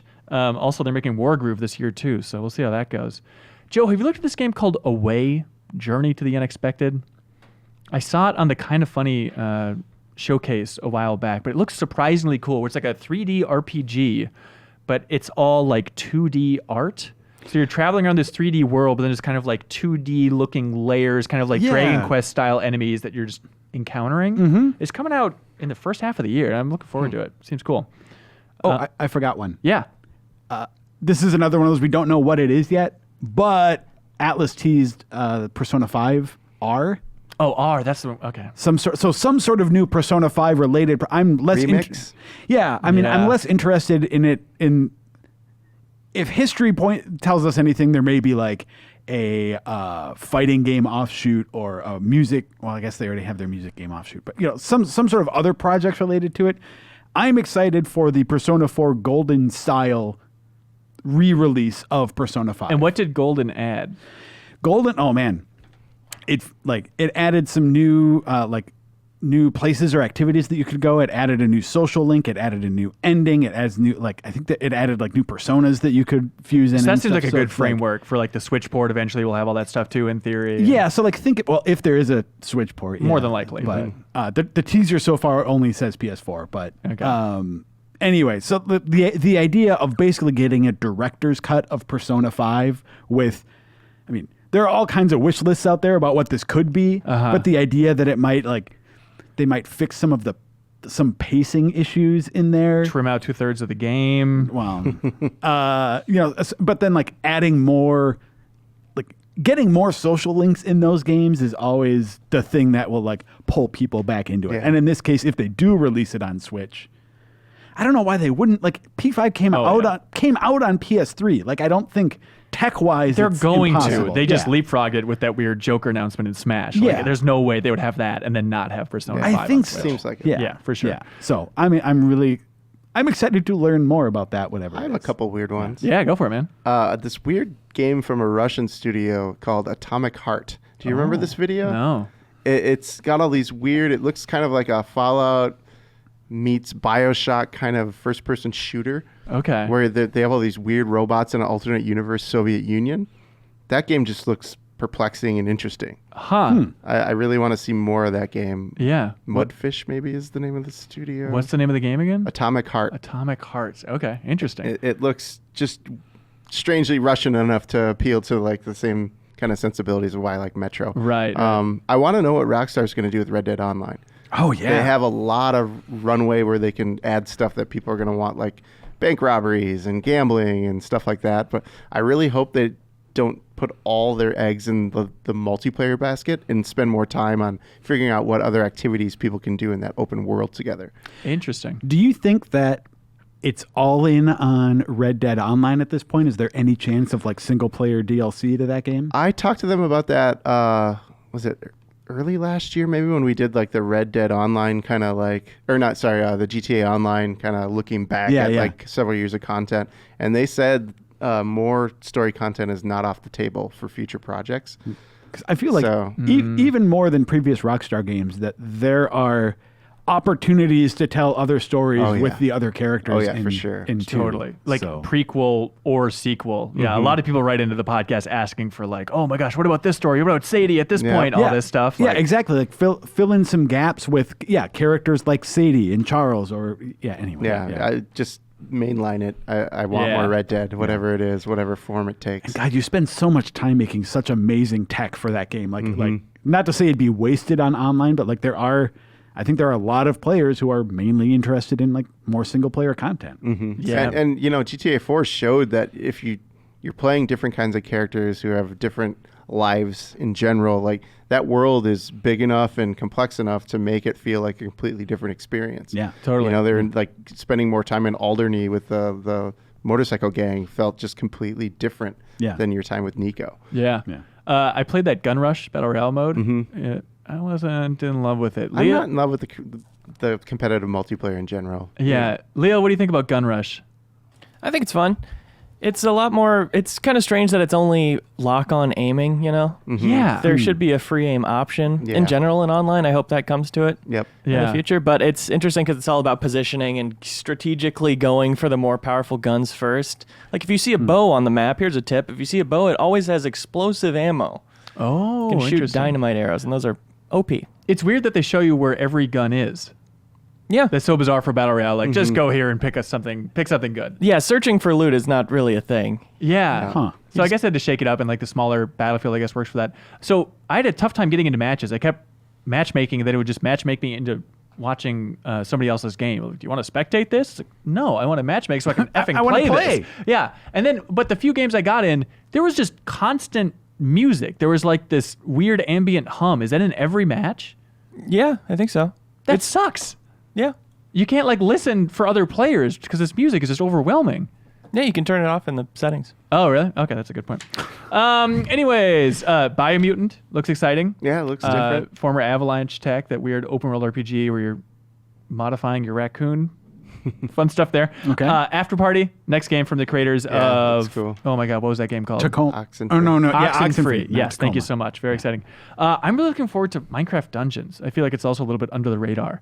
This is Mojang's next game. It's a standalone release, right? Where it's just maybe some more curated Minecraft content, where it's just co-op dungeon raids. Like that sounds super fun. As a new way to get back into Minecraft, Joe. Come on. Maybe I don't like. To me, that just seems so antithetical to like why I enjoy Minecraft. Sure. That I'm not gonna play it. Okay, I'll cross it off the list. yeah, get it out there. Killer Queen Black.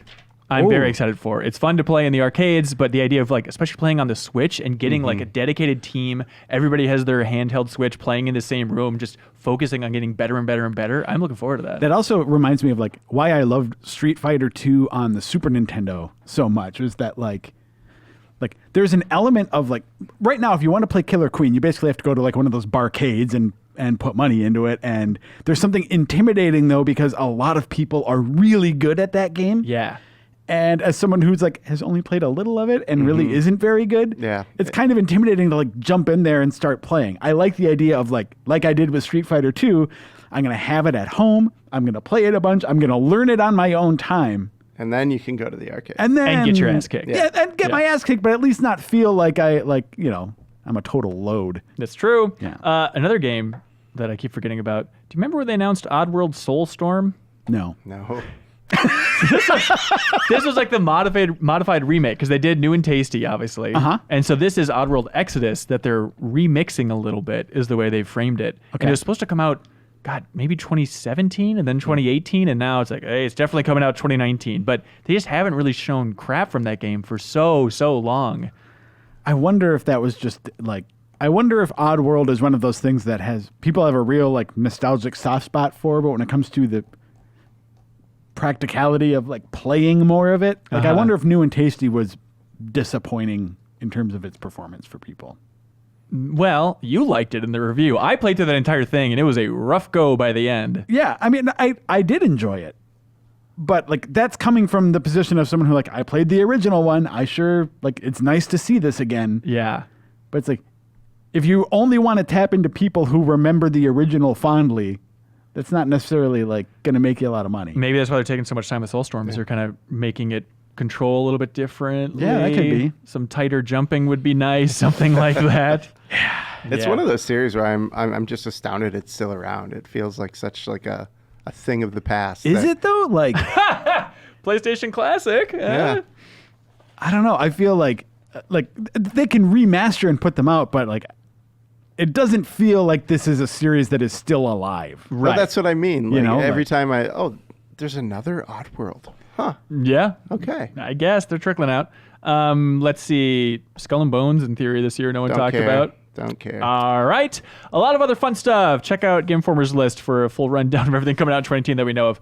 That was a long section. Yes. I hope there Yeah. wasn't too much. I don't know about that game. No, I mean, I think that we tempered the uncertainty with enthusiasm and curiosity for some of that stuff. That's what we do. Why has Kyle been so quiet for the last 40 minutes? That's a good question. I like it. It's true. I like Kyle this way. Okay, well, how about we talk to Surreal about No More Heroes Love? Do you guys want to clap out of here? Sure. Okay, bye. Surreal Vasquez, Hi, the man with a plan. that's me. All right, you heard to talk about Travis Strikes Again. Yeah, Travis Strikes Again, : No More Heroes. Okay, the big touchdown returns. This is your boy, Suda51's directorial debut. That's right. No, but it's been a while They're since- finally letting him make a game. But it's been a while since he directed a yeah, game, it's right? it's sort of they're billing it sort of like the last game that he fully sort of had a hand in was No More Heroes. That was sort of the last game that he fully directed. No More Heroes 2, he was heavily involved, but wasn't like in the lead directorial role. Yeah. And then everything since then, they've built it as a lot. Like he's been out promoting stuff like Shadows of the Damned, Lollipop Chainsaw, but a lot of those have very different directors. He's sort of less involved in them. He sort of just gives them the overall sort of here's the concept, you make the game. Just on a marketing level, I think it's so funny and fascinating when studios do that. Like they use the Suda name to push stuff like Let It Die and whatnot. Yeah. But then, but technically he's not directing. He's just not so really they can save that one punch of like, now he's directing it. Like Sam Lake, I think is another one from Remedy, right? Where it's like he doesn't direct all that stuff, but when he is, they try and make it a big deal, right? Yeah. Okay, Right. so anyways, how is this game? I really like it. So I think it's sort of the Marquis Sudic style game that I've been wanting for a while, because I think I ended up coming around to Shadows of the Damned. I didn't really like Lollipop Chainsaw, and Killer Dead I think is terrible. But the thing about sort of even Shadows of the Damned is that it didn't feel like a weird game. It felt like like an average sort of like, here's a Resident Evil 4 style game that is pretty solid, Right. but it has this sort of coating of wacky, right? Of like, we're in hell, you know, your gun talks to you and makes a lot of dick jokes. Is his name Big Johnson or something? His name is Johnson. Okay. He reads to the protagonist because the Right. protagonist can't read. It's very funny. So it had like sort of this sort of coating of like, this is kind of like weird, but like They sprinkled some Suda 51 on it, like right, salt. but like structurally, it was But that was sprinkles amazing. ain't directing. That's right. Yeah, that's what I always say. Set it on the back of the box. Mama always told me. But it was like a Resident Evil 4 game. Like that's basically what Right, the game was. right. But this feels a lot different in that sort of the base of it is sort of this hack and slash game that is not super intricate. It feels more about crowd control, where you're sort of, here's a wave of enemies and you're sort of trying not to get hit by them, and you're sort of managing your energy, and you have these different skills on cooldown that you can swap in and out, and those are cool because they're all named after different Gundams, which is pretty cool. Oh, really? Yeah. So there's a lot can of do that? a lot of deep cuts. There's like a turn. They're all chips, and one of them is called like the Turn A chip, which is like there's a Turn A Gundam, sort of 00 chip, things like that. The Physalis chip. Yeah. But sort of the thing that I think really makes this game great is that basically how it uses that as a vessel for a bunch of like really interesting one-off moments, and sort of layering on these different sort of set pieces on top of that. So basically, but the set pieces are like mini games packed within this isometric well, brawler. then. they sort of, what I mean by like a set piece is sort of, there's a lot of stuff in between that action. So basically you start off in your trailer, and you sort of walk around, and sort of, if you play No More Heroes, you have sort of the living room where you kind of walk around and that's sort of the case here. So the premise is that there are these 6 balls called the Death Balls that go into this console called the Death Mark II, or the Death Drive Mark II, which every time you start one of the games, it's really cool because there's this like sort of PlayStation-esque intro sequence. Hang on, we gotta back up a little bit more. So the games in this world are like spheres that you shove into the console, Right. So it's this really so it's weird. like the PlayStation 9. So yeah, so it's Okay. like the console looks like a tape recorder, basically like a Commodore 64 or something, with a bowl on top of it. Cool. And you put the balls in the bowl, and Great. then that's how you play the games. And so there's this really cool intro sequence when you start up any of the 6 sort of major levels, and there's like they say Death Drive, like the Sega logo, like Oh, Death Drive. And so you start off, and then those levels are sort of what you're doing in the game, and they're all basically hack and slash games, sort of like Streets and Rage style, with some more crowd control, overhead stuff. But I think that action, can sort of wear thin a little bit at times. Like there's some interesting enemy types that you sort of have to work around, but for the most part, you're kind of just going from one zone and fighting another enemy. But sort of the things that you're doing, like contextualized, I think are super cool. So like in one level, you're in this neighborhood, and it's sort of more overhead, and different parts of the map are like shifting around, and there's like a giant head that follows you around, and if it touches you, it kills you. One of the later levels is sort of an homage to Resident Evil, where it's just like you start in the mansion foyer, and this particular game has like straight up like if you imagine like a PlayStation intro from like the 90s, sort of like, you know, Legend of Dragoon, sort of like here's a cutscene from that era. They do one of those. The Resident Evil one has that. Yeah, it sort of has Okay. like this. Here's a Live action or pre-rendered? It's like pre-rendered, sort of like Final Fantasy VII style. Like here's this cutscene from this era. That's fun. And so like you start off at the mansion foyer, and you go into different doors, and those are like different hack and slash levels that you're sort of trying to move around to sort of solve this puzzle. So it's got wacky variety, Right. and overall, you enjoyed it for that sake. Yeah, there's a text adventure that you're sort of going through every level that sort of, you know, is a digest of how he got the next death ball. Yeah. There's you can read sort of different manuals for the games that have like fake and real cheat codes. So like it'll be like, stand in this spot, press this combination of buttons. Got it. Okay, a couple basic questions. Switch exclusive, yes? Yes. That's crazy. Right. Do I need to have played No More Heroes to dive into this thing? I think you probably should. Okay. I think it's all right as a standalone story, but for both sort of how it references other stuff, like there's some really deep dive references, and I think Kyle specifically, there's a really elaborate reference that I think you'd really like. To No More that Heroes? I'm listening. Well, to like he references a lot of Something other else I love. There's a lot of love for indie games and a lot of love for Suda games. So there, and both of those I think are things that hit me. This feels like the closest that I'll get to loving Ready Player One, where there's a lot of references that I think feel catered to me more so than anything in Ready Player One, where it's like, oh, I can't believe there's a lot of moments where it's like, I can't believe they're referencing that, and that they're doing it the specific way they did. Jesus. And so at the end, does it tease like, hey, No More Heroes 3, let's make it happen? They heavily tease No More Heroes 3. Well, so why isn't this called No More Heroes 3? Especially because you're saying it helps to play the first two games. Like, because I know it's different, like mechanically, but right. So I feel like he is sort of teeing this up as sort of like, here's sort of this midway project, because not a lot actually happens in terms of like the world of No More Heroes, because the whole story, like the world is different at the end of this, but it definitely feels like here's this side story that sets up things that are gonna, that may or may not happen in No More Heroes 3. Interesting. But I'm happy that you love Suda so much. Yeah, and that you love these games so much. I think, again, with like my favorite Suda games, I will couch it in like the combat is maybe not the thing you're here for. Look, like, they're unplayable, but outside of that, it's fun. Look, Shadows of the Damned is the only good one. Okay, I enjoyed it more than I thought I would. Okay. But I do definitely, it's not like super interesting combat. It's just like, it's interesting enough to see it through. Right. But I think the thing that is, if you liked sort of Killer 7, No More Heroes, some of his like earlier stuff before, let's say around No More Heroes 2, I think this is sort of that style more than it has been the recent Suda games, which I'm really glad to see back, because it feels like it's been a while since we've gotten a game out of Grasshopper that was sort of in this style. Grasshopper is all hell, some would say. Yeah. And you gave it an 8.25? 8.25. Interesting. Review on the site to learn more. Surreal, God bless you. Thank you for swinging by. But we got to move on to emails, everybody. Ready? Emails!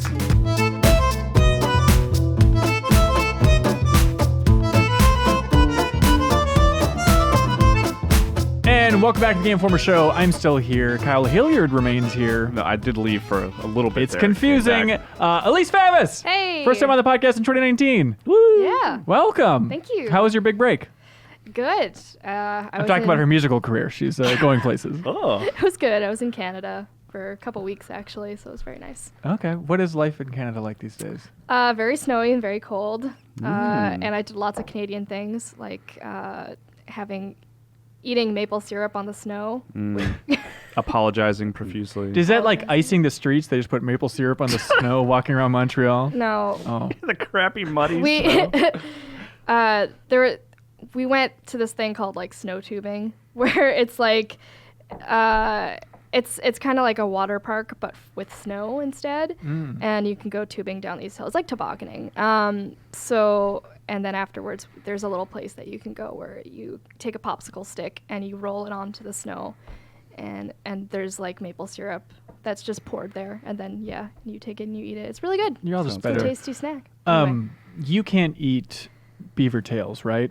No, but they're really. Because of the gluten I thing? don't think I've ever had them, but everyone tells me they're really good. They are really good. Is that a dessert? Yeah, it's a dessert. Oh. It's a beaver tail dipped slowly in maple syrup, and then you suck I on thought it. maybe it was like a turkey leg from Disney or something. No. Beaver tail. That's No, not it's like bad. a bread thing that has It's like a little pastry. Yeah, thank you. And then it's got like different departments within the pastry, like a waffle type Okay. thing, and then they put different Look, things. how in about you each just category. bring me one, and then we'll go from there. The point is that Dan Tack is also here. Yeah, give me a bear claw and some bagged milk, and let's do this. Oh, bear claw, beaver tail. Ooh, the full pastry Elephant animal ear. creature. Yeah. Absolutely. Oh, boy.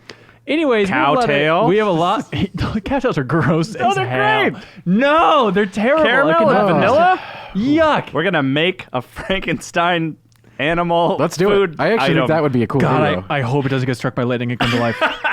That would actually That be neat. sounds slightly give it terrible. I think we should do that. I Scissorhands actually think we should actually do that. Like, that's a real thing. You don't tell me. You don't have to convince me. Podcast at GameInformer.com. People send in emails. We got so many good emails. There were so many, we're not going to be able to get to all of them. I apologize if yours weren't included, but we tend to include some of our favorites. People writing with questions, feedback, lots of random questions, games. We always love games. Any thoughts, any epiphanies you had with your friends late, and you said, oh, I wish they'd talk about this on the Game Informer show. Write into podcast at GameInformer.com. We're going to read through these 600 pages of emails, Okay. and then we're going to choose our absolute favorite, so it's your job to remember each and every email. Good. Ready? All right. Ready? Yeah, we're going to have to start marking them if we got that many to go through. Dan? Like, this one was kind of good. This one was okay. Start the clock. Here we Go go. nuts.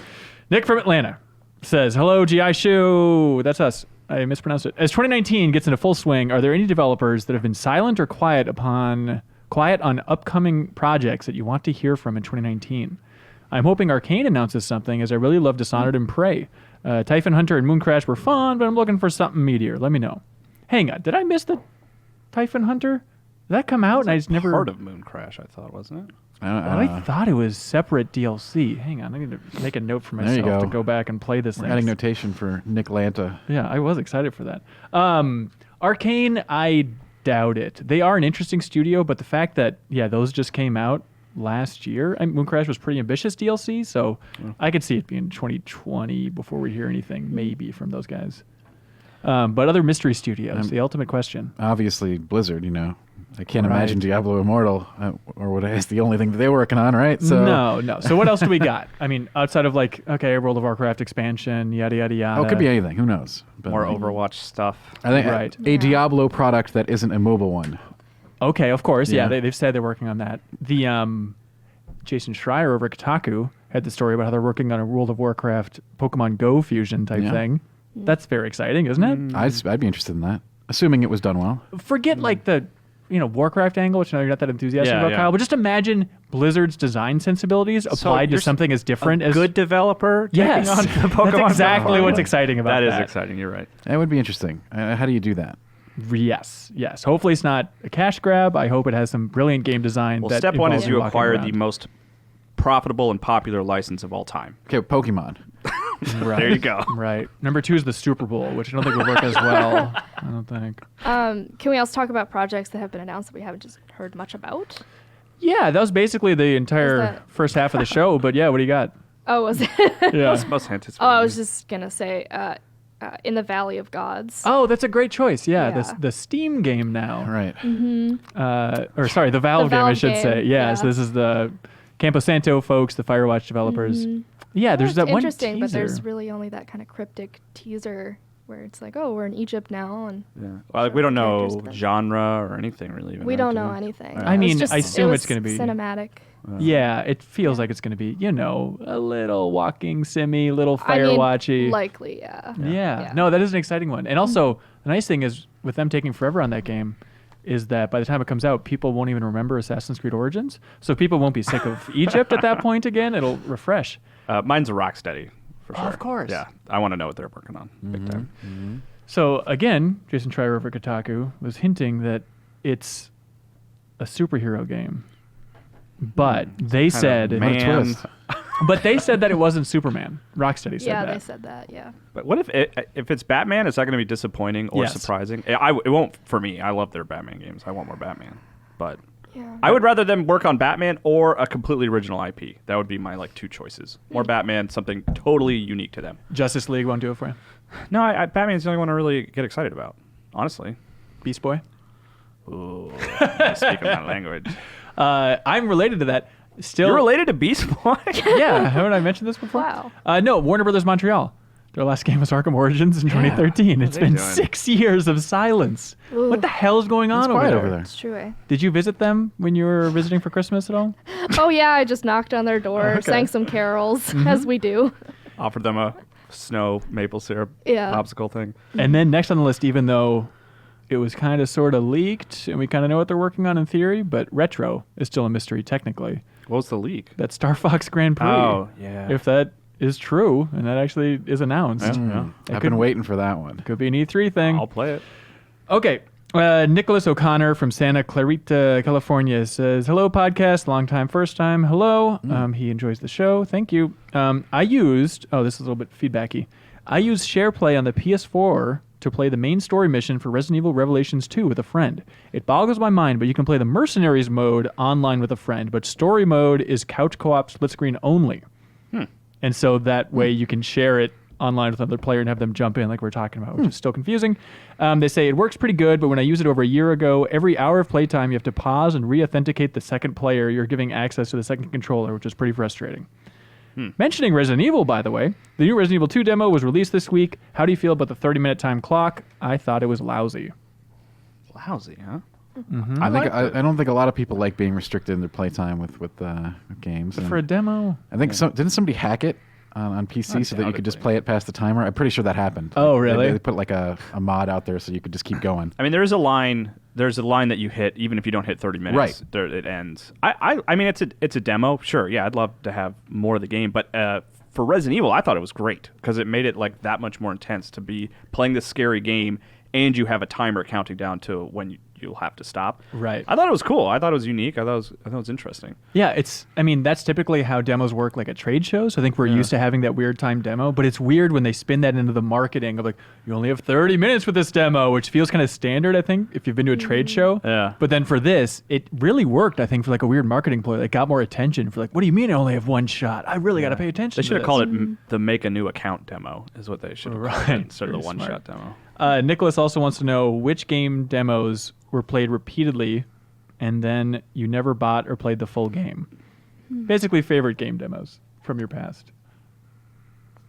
Which demo I played repeatedly, but then for some reason I played it repeatedly, but then I Yes. didn't want to play the game. That happened all the time for me. So many PlayStation 1 games. But why would you play the demo repeatedly? I This Because I Like, love blow the my demo, mind. but I didn't have the money to. So spend there's a the full PS2, thing. the PS2 game Shinobi.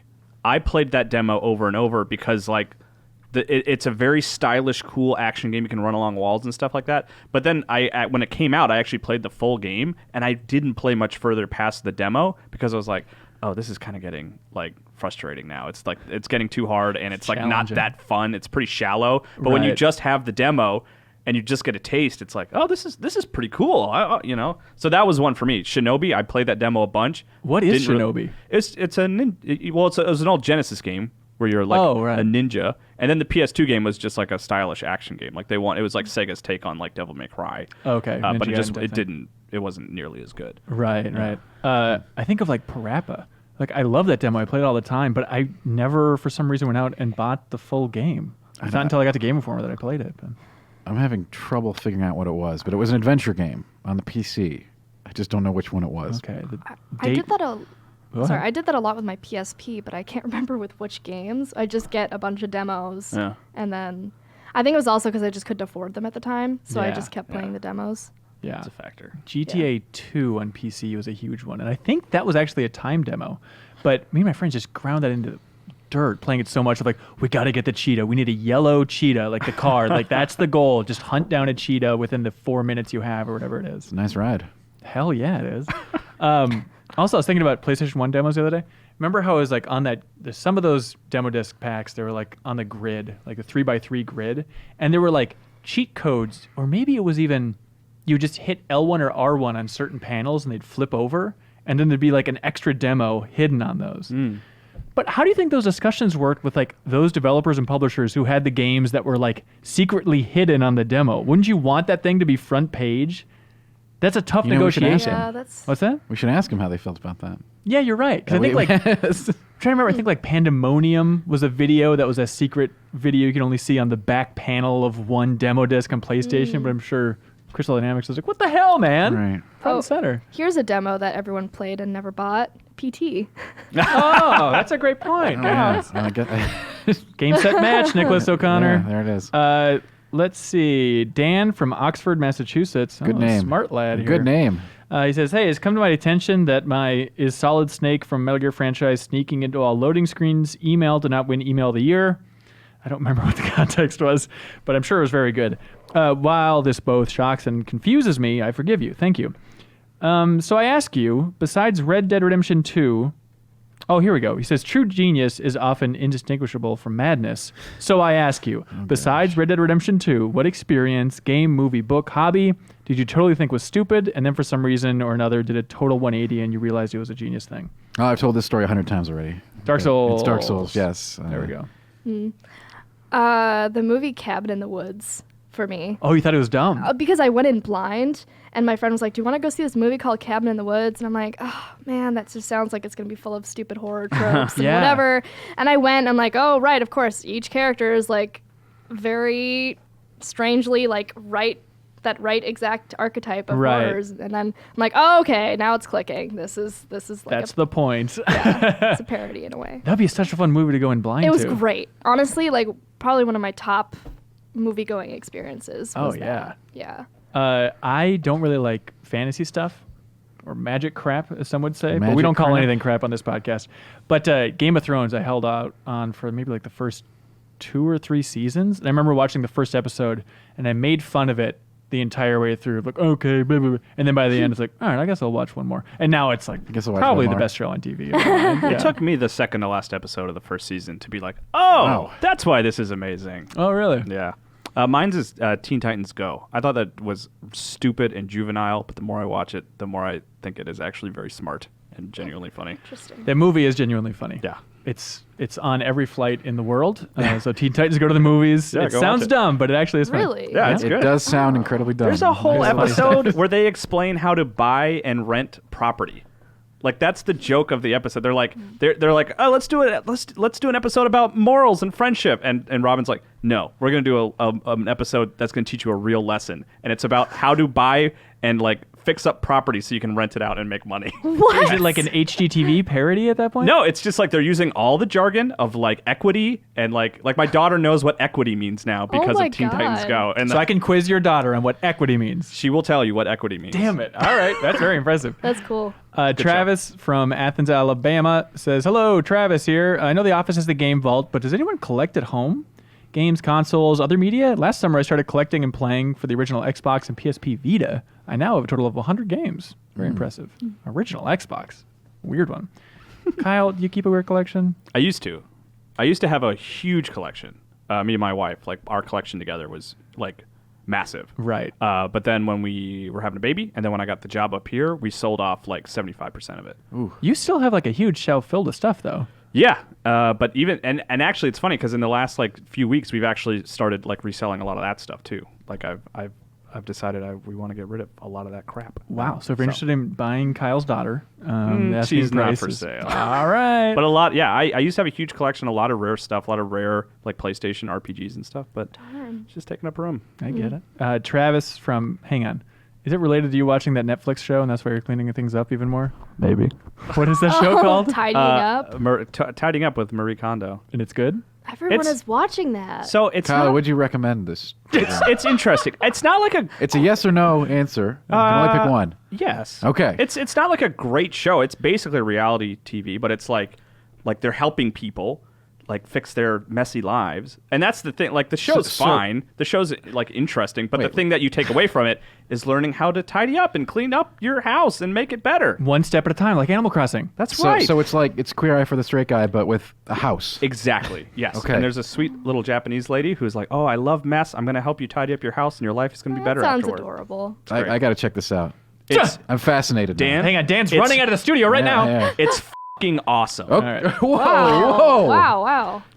Cool. I had to pry the yes out of him, and then he's just like, okay, it's amazing.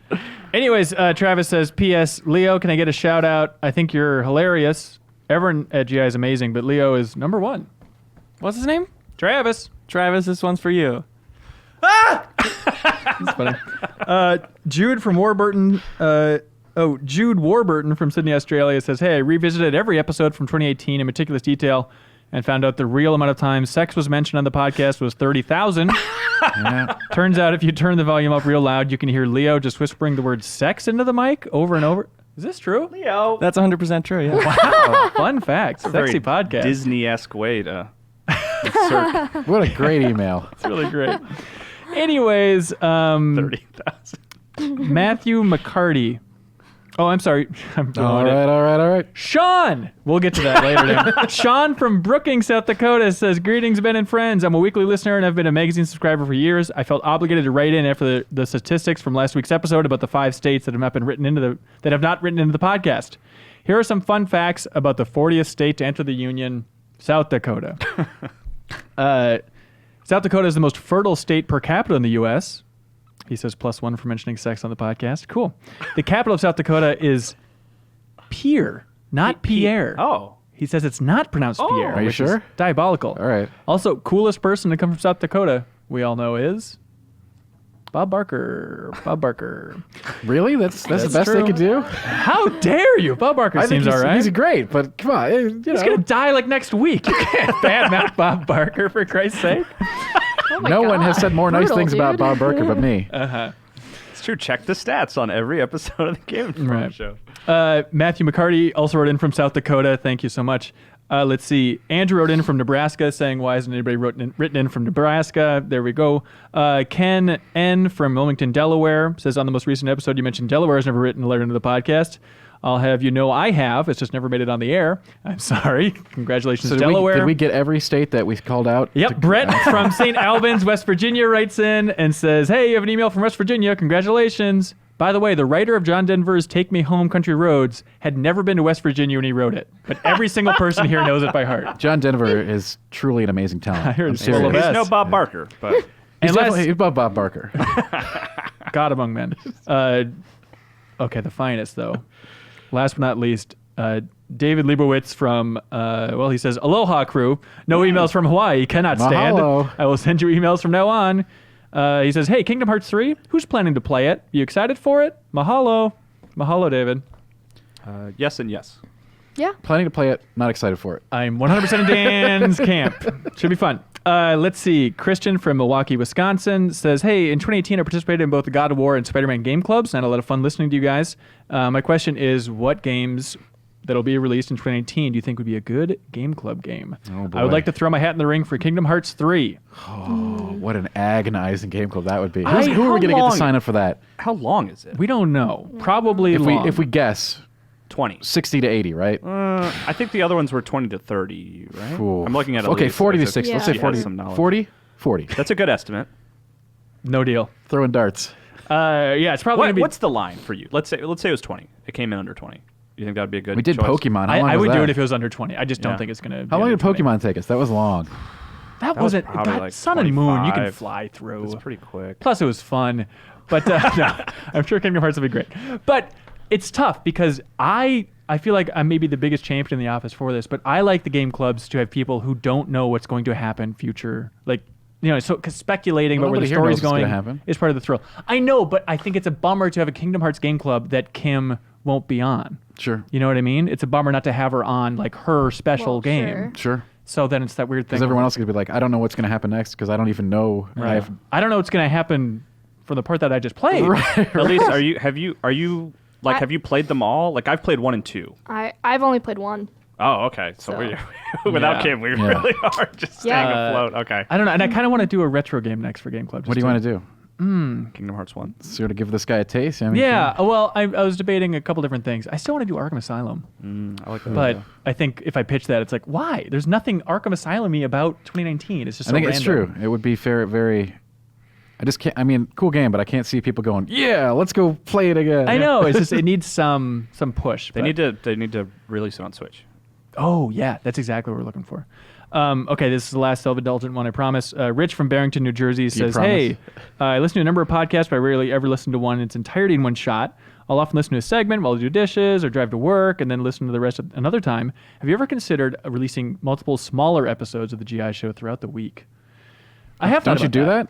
Well, on YouTube, we like Right. sprinkle it out, the opposite way. But yeah, I have thought about it because it does feel, at least to me, like there's a huge gap between Thursdays. It's like, oh, I have so much to say. I want to get back out there, but we got to wait for Thursday. So I have thought about it, but I don't know. Let me know A what you would think mini-cast? about that. Should do a mini cast. Just a series of mini casts. I think that would get annoying to have like your feed spam that much. I mean, I think you'd have to make it focused. This is probably not something we should just be throwing down ideas think for it's right worth here. talking about. I mean, I think you and I talked, or I at least mentioned it to you, that maybe having like a separate bonus feed, like where you Right. put bonus episodes, and maybe that's where like we can put spoiled, like the audio versions of spoiled discussions, or like, hey, this news item came out, Yeah. let's talk about it, which We we can- haven't done in a while. We But could put all the Right. cool stuff that doesn't make, like the cool stuff that people want. That doesn't make it like, arguing about Jurassic World evolution. yeah, and stuff like that. Right. There's some options. Yeah, there are for sure. There's always options. Yeah, I like that. Like Giant Bomb had that with the old dump truck, as they called it. Now it's like Giant Bomb Presents, but it is just like a good catch-all. But it's a little bit confusing. Anyways, good stuff. Dominic Sachoki wrote in saying that he was a big fan of the Alliance Alive RPG from last week. He wrote a review for it. I gotta check it out. Also, Morgan G wrote in, and he's an irate software engineer from New Zealand, saying that Netflix could run on the Switch, and he listed a million tech reasons why that's possible. Thank you so much. Oops. Okay, here's the meat of this whole thing. Number one We got email. some meat in here? Oh, this is the meat, boy. Mike from Xenia, Ohio. It says, "What's up, crew? Sorry for writing in with such a downer email, but I keep thinking about it. People obviously can't live forever, like Bob Barker, according to Dan Tag. Wait, you're the one, you were actually the one that talked about his mortality. He says, while all death sucks, one keeps creeping into my mind. What's going to happen when Charles Martinet leaves our plane of existence? Oh, God. It's going to be like replacing the Affleck duck. It's impossible. Should we just retire Mario at that point? He'll have no voice. He also voices Luigi, Wario, Waluigi. Like, there's a lot to tackle. Replacing the Affleck duck. It's impossible. This is a very There's morbid time. email. He's 60, around 60. I think so. Yeah. The answer is, of course, he's like, when someone else can do that voice, it's not that hard. Yeah, they replaced Whoa. Mickey Mouse after Walt Disney died. There'd obviously be a replacement. Yeah. Charles is a lovely man. I've never met him, but I assume he's a lovely man. He seems I great. have, and he was a monster. No, he was great. Well, I think a big test is going to be that Mario movie with Illumination, right? Do you think I can't? I don't think he would be cast as Mario. I don't think he will. Right? But also at this point, for when he eventually kicks the bucket, which I pray to God is like 75 years Good from Lord. now. Yeah. I don't want the man to die, Dan, but it's A lot going of to talk happen. about death and sex on this podcast. What else is there to talk about? Jeez. Death and sexes. But they probably have recorded so much About it. dialogue from him that, like, even if he passes, they have an archive of, like, how many wahoos do we need here? We got 300 different takes. Well, he used to. He hasn't done it recently, but from what I understand, at E3, he used to sit in a booth and just interact with people as like Mario and Luigi, like on the floor. Right. Sometimes using like vulgarity and even being like inappropriate.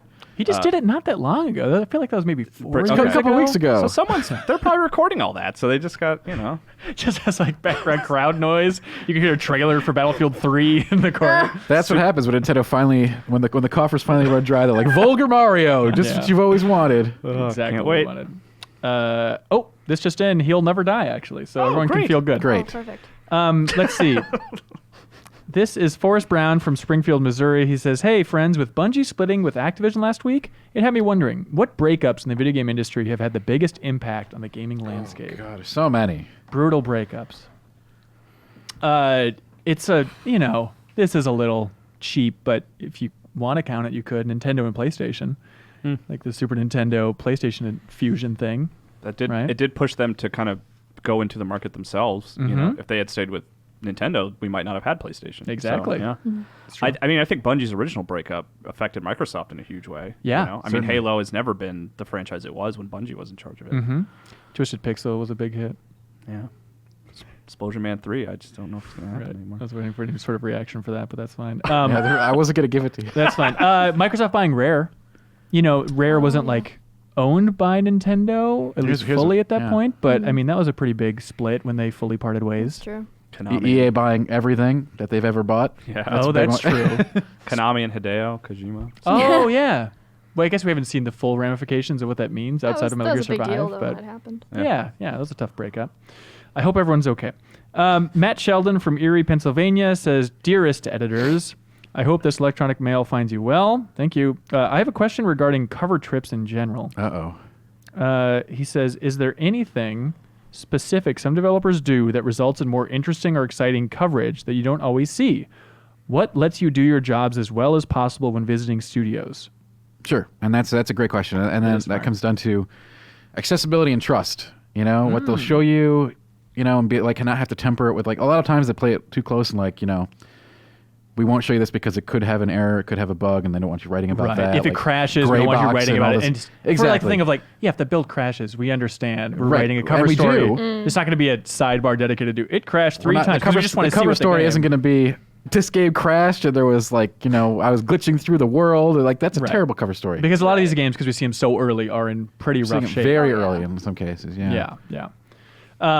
Yeah, that's good. So the I think trust that's a big level, thing, yeah. that's helpful. I think from my perspective, it's a lot of just like clarity.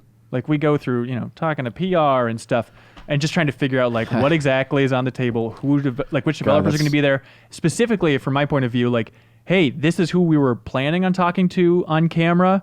Let us know if there's someone in the studio who loves to be on camera and who's really dynamic and good on camera. Those types of discussions aren't always there, and I think they're really helpful. Hashing out what exactly is on the table first is one of the Right. most important parts of those discussions.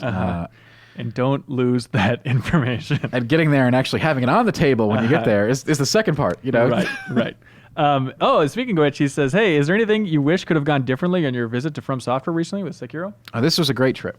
Everything went, I think, very smooth, and it was great talking with them again, working with them again. Yes, I agree. It's a tricky one on the video front when the only person people want to talk to, unless you're like a hardcore From fan, is Miyazaki. Right. And he will not be in the same room as a camera. He makes you put duct tape over your He is a wonderful presence, phone. but he does not want to be that public personality. Which is a bold choice, but I respect it because it's different. Just like his games, Dan. You know, you're not wrong. Right. But the problem then is that's like, okay, well, we can talk to other developers on camera. And then it's like, hey, Miyazaki's the one calling the shots here. Like, I can talk about this thing that that I focus on day to day, but I don't really feel comfortable talking in general. And so that limits some video opportunities. That said, GameForward.com/Sekiro for a ton of interviews. Lots of great stuff coming from Sekiro this month. Hey, people wrote in asking about the game, Dan. No way. You ready for this? I sure am. Seaworth wrote in saying, hey, I got a question for Miyazaki. Yeah, he's here, actually. He's right over there. Yeah. He just can't be on the camera. God, he's looking great. I think he's lost weight. He says, will Sekiro have bow and moonlight greatsword?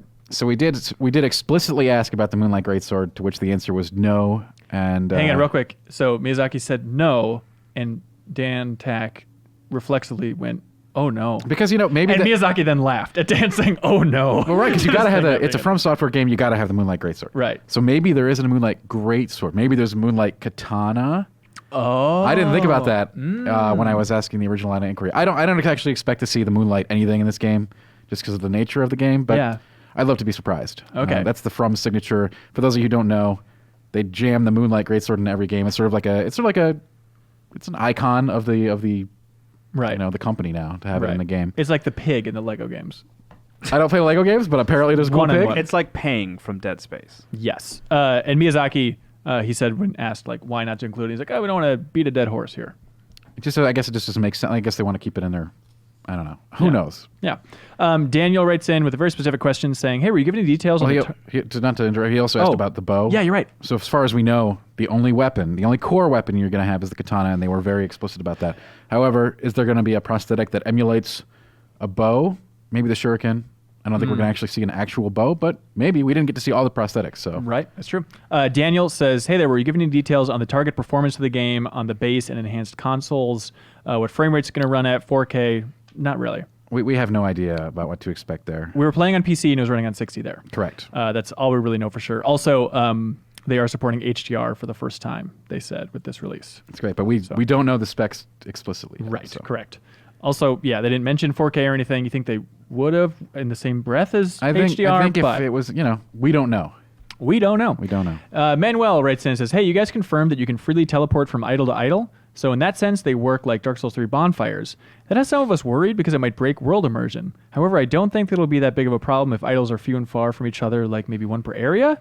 That's not the case for the demo they showed at Gamescom, but I'm hoping that those were just there to ease in demo goers. What was your experience with those through the demo you played? Let's break it down. Please. We only played through the Harada Estates. Harada Estates appeared to have had 2 idols for the whole zone.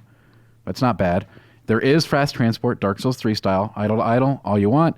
And the impression I received from the demo we played and the areas we saw is that it is going to be sort of a giant world.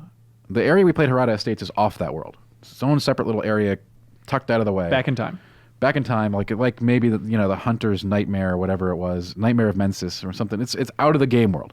But the rest of the world seemed like it was one flowing zone that you'd need to sort of do double backs and all that crazy stuff that you love in Souls games, like this door doesn't open from this side, you got to go get the shortcut, and all that kind of jazz. So I don't foresee it being a problem. I know some people want that Dark Souls 1 experience where you have to go, can't unlock teleportation until very far into the game, but it does not seem like it will hamper the game experience to me. Gotcha. I saw some people asking about the main character's personality, how much he'll be talking and stuff like that. He felt, from the stuff that we saw in Harada Estates, he felt a little bit like Solid Snake. It's a lot of him asking questions. Like you're fighting the Lady Butterfly, and he's like, Lady Butterfly, why? Stuff to like be clear, that. He has a lot of questions. That sort of exposition is way more than we get from any other character in a From game ever. So right. he seems like things. I think it's still going to be you're a person that's going to be acted upon rather than taking action in terms Right. of character development. He was described by the marketing guy, at least, as a little bit odd. He's not exactly humane. All characters in From games are weirdos. Right, because he's kind of like, resurrected at this point, so his life's all over the place. So Yeah. expect him to be kind of a quiet, somber, weird guy. You I had think is all the take. same like personalities that you expect, like the weird sculptor guy, like you're gonna kill some people with that arm. It's like, what is going on? Do you like that stuff? It's interesting because it's different. Yeah, Okay. it's cool. Other details, Dan? Tell me. Any more questions? No, that's it for questions. What other details I picked up that I don't think you fully covered? Just to get it out there. Ready? Okay. You can hold X to gather all the coins in an area. You don't need to be near them. Absolutely. Let's see. You can eavesdrop on enemies to learn about the world. Like all world lore isn't coming from item descriptions. Yeah, we did talk about that. Okay, there we go. So you use the down on the D-pad, and that gives you sort of insight into how to tackle bosses or challenges in front of you. Gotcha. You can talk to folks through some of the doors in a state. It's And a you little can bit like do that that- Bloodborne thing. It's you remember that from Bloodborne. Yeah, it felt very very similar. When Yeah. you're walking around from house to house. Oh, go away! We don't want you here. But in theory, like if the Harada states are under attack, I guess it makes sense. It makes complete sense. that they're locking themselves indoors. It's like Gotham during Christmas or whatever. You go, you Origins. talk to a Good person call, through a door in one house. You go to another house. Roosters chase you. You go to another door, and Mm-hmm. you find a prosthetic. Right. Sorry, did you say roosters chase you? Yeah, mutant roosters was one of the highlights of the demo. Definitely a very From Software enemy. And they haven't released assets of it yet, which is a bummer. I hope they do at some point. But I did ask them. oh, you did? Yeah, I haven't heard back. So I hope, hopefully by the time this podcast airs, we've got a picture of that rooster for you. Yeah. They did release. There is a screenshot out there showing dogs in the game, and they said that yes, they can be annoying I just in this wish game. I wish From Software would take the freaking dogs out of the game. Every game, there's those annoying dogs. They don't bother me as much as some other players, but yeah, they're annoying. Yeah. You asked about crows. I did, specifically because they've been such an important presence in other games. Specifically, the crows that you turn in items to. Yeah, and they said, oh no, it's not so much like don't think of it like the other games. It's just that crows, I guess, are I just predominant in don't- this Sengoku I have era. this feeling there's going to be all kinds of. They say that, but I have a feeling it's going to be every callback's going to be there for the From fans. I don't know, but we'll Okay. see. I Well, just there's have that one feeling. piece of art where he's actually like holding a crow Yeah. on his arm. So maybe one of the That's very arm different from attachments that. can be a crow, Right. attack crow. That would be pretty sweet, actually. That would be sweet. I'm on board for that. Also, Kyle, you might be into this. We talked to those folks that are just about like Miyazaki designing bosses and stuff like that. And the feedback was like, he doesn't like to, which is I like a lot. He doesn't like to tell designers what to do for designing the bosses in From's games. But he'll go up and he'll say like, hey, this is the backstory I had in mind. Like this is the personality of this creature, but actually figuring out the details, like that's up to the designers. It's a very interesting strategy overall. I would love one thing. If we ever do a story with them again, I'd love to see like a point A to point Z. How a boss is made in a From Software game. I think that would be fascinating. Yeah, for sure. And they said at this phase in development, the game's coming out in March, for Christ's sake. Yeah, we're It's ready to right go. there. I'm ready to play. Where? Yeah. And so when we were there before Christmas, at least, they said, like, they're focusing mainly at this point on, like, boss and enemy balance and enemy placements, like that level of fine-tuning. From the stuff we saw around the office, we got to see, there were all kinds of areas that we didn't talk about that we got to see being played. Yeah, some are actually in, like, the B-roll footage and stuff in the Yeah. videos, if you look carefully there. They said that the game has about 80 to 100 developers, which is about the same as Dark Souls 3 and Bloodborne. Yeah. Just for a frame of reference. And those are all the facts that are fit to print about Sekiro Shadows. I think there's more than that, but that was a good rundown. And your cover story's still out there. It is. Go read it. It's great. I wrote it myself. There we go. Perfect. Okay. Hey, Elise, this one's for you. Mr. Hardy from Seattle said, hey, what is the one bit of writing advice you wish you could give to all potential GI wannabes or just potential writers? Oh man. I think one really good rule I try to keep in mind is like know your audience, and gosh, I don't know. I have to think about this. Yeah, totally. Dan, why do you act so big question. flabbergasted? No, I wasn't flabbergasted. I'm kind of Oh, Yeah. you're getting Yeah. sneezy. Yeah, Okay. it's not flabbergasted at all. I guess that's more like when I was freelancing for different outlets. I was always trying to keep in mind like, well, what do pace readers like, or what do for kill screen, what do they want? What do you things think like that. Game Informer readers like? I think it depends. I think with online stuff, we're a lot more like to the point. Instead, like print, you can be more creative sometimes. Like it's Millery, very different. I think they put it. Yeah, Millery. Like there's different styles of writing, I guess. Okay. I've never heard that separated that way. That's interesting. That's the way I see it. Kyle, what have you learned in the know. last 6 years? You can usually delete the word that. You don't usually need that there. That's true. Yeah, That's very smart. a Or simple true, one. I should say. Carl, I learned that you shouldn't be on the podcast with a cold. that's Ish. true. That's fine. Carl Ruben Weseth from Oslo, Norway says, "Hello, crew. My question is, since you seem to have a lot of Red Dead fans on staff, I was wondering whether any of you are fans of Western movies, or if your appreciation of Red Dead has led you to check out the genre for the first time. If so, what is your favorite Western?" I love westerns. I love westerns because I love westerns and I love revenge tales, and they're often the same. Okay. They often have a correlation. Tombstone is my favorite for sure. As cheesy as it is, I Yeah. love that movie up and down. It's good. Never seen No. it. Are you freaking? Are you serious? Yeah. Shut up! Get out of here. Never seen it. You're pulling my leg. It's good. Okay. My have it written favorite down. is The Wild Bunch, Sam Peckinpah, which was That's old school. I like the backstory of that movie because it was super violent for the era, and critics did not like it except for Ebert. Ebert was like, "No, this is a masterpiece," and he was He right. holds it down. Yeah, and then I also like The Man Who Shot Liberty Valance is one that I really Sure. like a lot. And you picked some older ones. Yeah, I took a class, in, like a Western class in college, which I really loved because Yeah. I was forced in quotes to like watch all those movies, and I they were great. I had never really gotten into Westerns other than my dad being like, "You should watch some Westerns," and I was like, "Got it, Dad." And Yeah. then I didn't until that college class, but. I said like Bonanza on TV and stuff like that. Yeah, like Searchers, all that stuff. Searchers, yeah. I watched a lot also, of that I in also college really like too. for a more modern one. I really like Django Unchained. I think Yeah. that's like one of Tarantino's better movies. That is a very good movie. Yeah, I think the new True Grit Yeah. at this point. I actually do like the new True Grit too. I think that might be my number one, unless you count this, Dan, which and is that's more debatable. of a classic. I don't know if I count Django even, but Well, I love Django. But it's Era, more of certainly. a. It's that's fair for sure. do you think No Country for Old Men should be called a Western?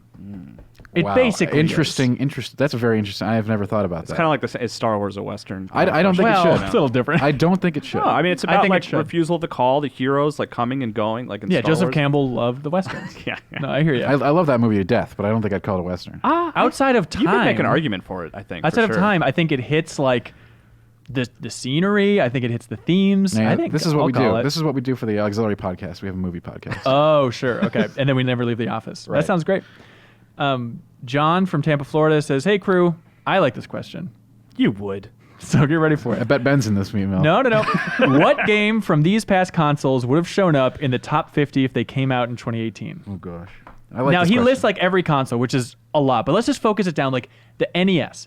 If any, like which NES game, if it was released as some little indie game in 2018, would have made our top 50? Wow, interesting question. What? I like Zero? it. Oh, any From the game. NES. I mean, Wait, what is the question here exactly? Pick a console. Let's just say Am I picking NES. console or The first picking one he any lists game? is an NES. If it was released, if there's an NES game released in 2018, is there any one of them that would have stood a chance for getting on the Game Informer's top Okay. 50 for 2018? God, that's tough. I mean, maybe Mario 3 as like a fun throwback platformer. Yep. That you know. Yeah. But throwing back to what? I hear you. I think Mario 3, Mario 3. and I think there's a chance Punch-Out. If it was just like this indie thing out of the blue in 2018 and looked Tetris. exactly like that. Well, look, okay, I guess. Tetris was on our Hot 50 Yeah. list. Actually, yeah. That's what a I'm great saying, point. Yeah. Do you think Punch-Out? I don't think Punch Out would No, today. I don't know. Not today. Yeah, I don't think so. It's too arcadey, I think, for like a best game of the year. Top 50 though, like minutes make So it we have on. we have to Come accept on. that it had Yeah, come but out it was unique and like original. it's not modified. It's as is, right? As is. So yeah, Mario 3. Right. Probably. You're probably right. Original Xbox game, he also has? Halo. If Halo... No. Halo. I don't think so. That's a confusing middle ground. It's Halo multiplayer. Can we do like Advent Rising with a good frame rate? Actually, yeah. That's number 3 in Game Informer's top 50.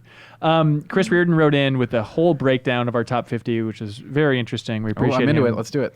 Oh, you want it? I mean, do we want it? I was going to start You myself. said it was super No, we got interesting. it. Okay, so the editor with the most unique entries on their top 10 probably lists. Leo. Pick? Oh yeah. Probably Leo. Leo. Leo or you weirdo video guys. Yeah, it's one of you. I don't know. Have you ever heard of this? Deviant Andy McNamara, our boss. Oh, yeah, because he's got Really? like World of Warcraft and probably He had more. That's 5 right. on that list. Yep. The editor with the highest ranked unique entries, also Andy McNamara with Battle for Azeroth at number 2. Good Christ. 3 editors had 0 unique entries on their lists. I'm guessing I was. Well, actually, no, I was not one. I definitely had one, so I know I'm a. At least I don't unique. think. I don't think you were either, because you had some adventure games. Yeah, I had unique ones on there Yeah. for sure. Okay, the three apparently least original Game Informer editors are Reeves, Kim, and Imran. I shouldn't expect those three.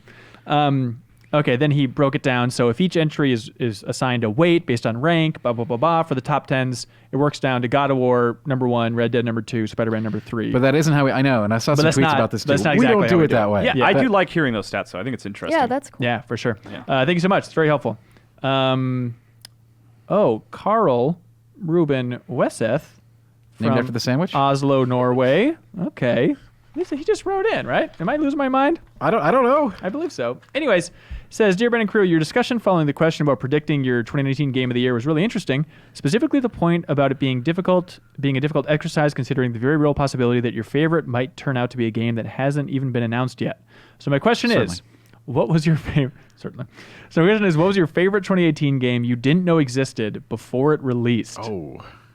Isn't that tricky? Ooh, yes, it is tricky. Like surprised I when a don't game think- is released. I don't think I had heard of Celeste beforehand. Okay, that's a good one. Yeah. I doubt I had heard of Florence. Maybe like the day before, maybe. You want to guess mine, Hanson? Oh, is it Iconoclast? Oh, man. Yeah, very good. Yeah, I didn't. That game, I played it for a video, and then I was assigned the review later that afternoon. It's the first I'd ever heard of it. Or Oh, anything. wow. Yeah. Going by my list, I'd say it was Labyrinth of Refrain, Coven of Dust, because I didn't even know that was a thing until it came out. Like, it was Right. already out when I was like, oh, Dungeon Crawler, I'll Yeah. give this a shot. I remember you saying that in the back corner of the office. Visage, Dan. Truth. Also really liked that one, but since it's not out yet, Technically. right? So I'm trying to dealing with early access and this kind of stuff. Yeah. Like, so is it out? Does it count as a? I have very high hopes for Visage. It's definitely on my most anticipated. From what I played, I think my friend and I had to stop because we were too scared. It's a terrifying game. It's great. Yeah, I couldn't play through it either. Okay. And that says something because I play a lot of horror games. Yeah. So.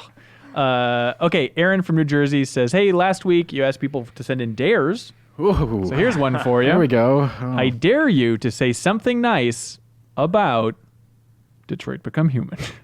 I truly believe it's one of the best games of this generation. That's Aaron from New Jersey if you want to write him letters. I don't know enough. I The haven't played it. flowcharts are cool. Oh, you like him? Clancy Brown is in it. That's true. Who I forgot was in Shawshank Redemption as like the pissy guard. Also, I think that game doesn't get enough credit for the tech.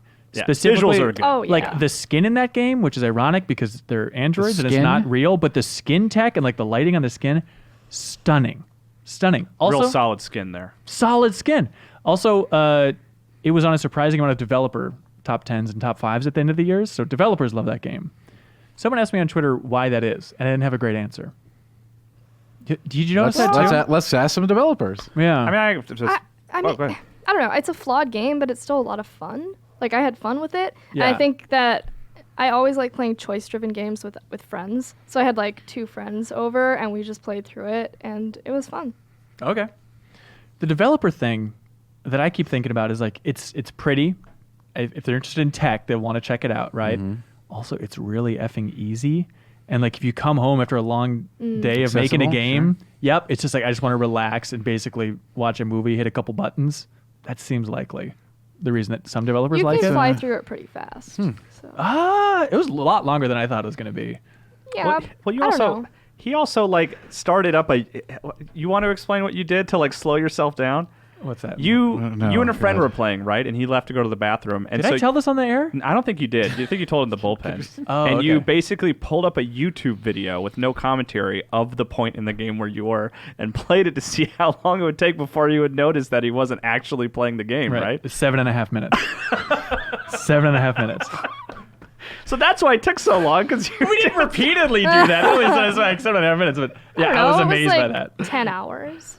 Yeah, maybe It's something like It's that. not that bad. Dustin from Alamo, North Hard to Dakota, miss. has a question just right. for you, Dan. Ooh, Nacho cheese or Cooler Ranch Doritos? nacho cheese. Nacho cheese. cooler, right? There it is. And Will at least Johnson. I don't think I can even eat those. 'cause Oh. they have Oh, gluten yeah. in them, Oh, that so. sucks. He just vote Cooler Ranch, so he split the vote for Well, him. the Cooler Ranch, it's funny. I used to like Cooler Ranch like in high school, and now they just taste like ass. I'm with you. I don't like ranch in general, and especially like ranch flavored chips and stuff. Get it right out of here. All right. Anyways, Will Johnson writes in for you, Thanks for Kyle. getting my back, Elise. I can't. You're I on can't your own, eat them. Cool like, Ranch. Will Johnson says, "Hey, I hope Kyle's there this week because there's a free iPhone app called Picture Cross that's just Picross, and it's very good." All right, downloading right now. All right, get you and Reeves in a room. And just, Gavin Just from silently play Picture. Gavin from Bolivar, Missouri says, "Hey, crew, my friend and I believe we have way too much gaming knowledge and expertise for it just to be wasted. We've always been told to pursue your passion and to do what you love, which often makes us think that we have chosen the wrong path and should at least try to enter the gaming industry somehow. We've considered creating a podcast of our own just to test the waters and to see if we can get our names out there, but this is only an idea. What do you guys recommend? Is it too late for us? If it's not too late, what should we pursue in this field, and how do we become recognized?" That's hard. That's so hard. should dedicate a whole podcast to just that Right. topic. Actually. Yeah. Which we shan't do. But first of all, F recognized. Like, F just doing this for recognition. If you really want to do this with your friend, yeah, you probably do know a lot. And you probably can have a lot of fun recording a podcast with your friend. So just effing do it. Yeah, do like a part-time hobby thing. A podcast kind of format. I think that works, and then see where that goes. Yeah, And there- you can freelance. It's not that difficult. Right. so. But worst case scenario, if you just do that, like, hey, once a week record a podcast with your friend, you have a fun recording for all time of you and your friend talking about the thing you love. Like, nothing, no downside here, Dan. And if you're gonna take it seriously, you can spend a lot of time on it, and then get out there to the trade shows. That's the next step. I know you're gonna be like, well, it's gonna cost a bunch of money. It's like, yeah, but that's if you're gonna break in, it's a really great way to meet people and see how the industry works on the inside. Yep. Yeah, I think a lot of it is connections. So. There we go. Nick from Pennsylvania wrote in with basically the same question, but let's take Adam's here. Adam from Seattle. He says, "Hey, if life were mapped to a PS4 controller, what would be your favorite movie of 2018? Wait, what? What's your favorite movie of 2018? Probably. What were the movies in 2018? Well, I really liked Into the Spider-Verse. Oh, I God, saw that it was 3 good. times, actually. 3 man. times.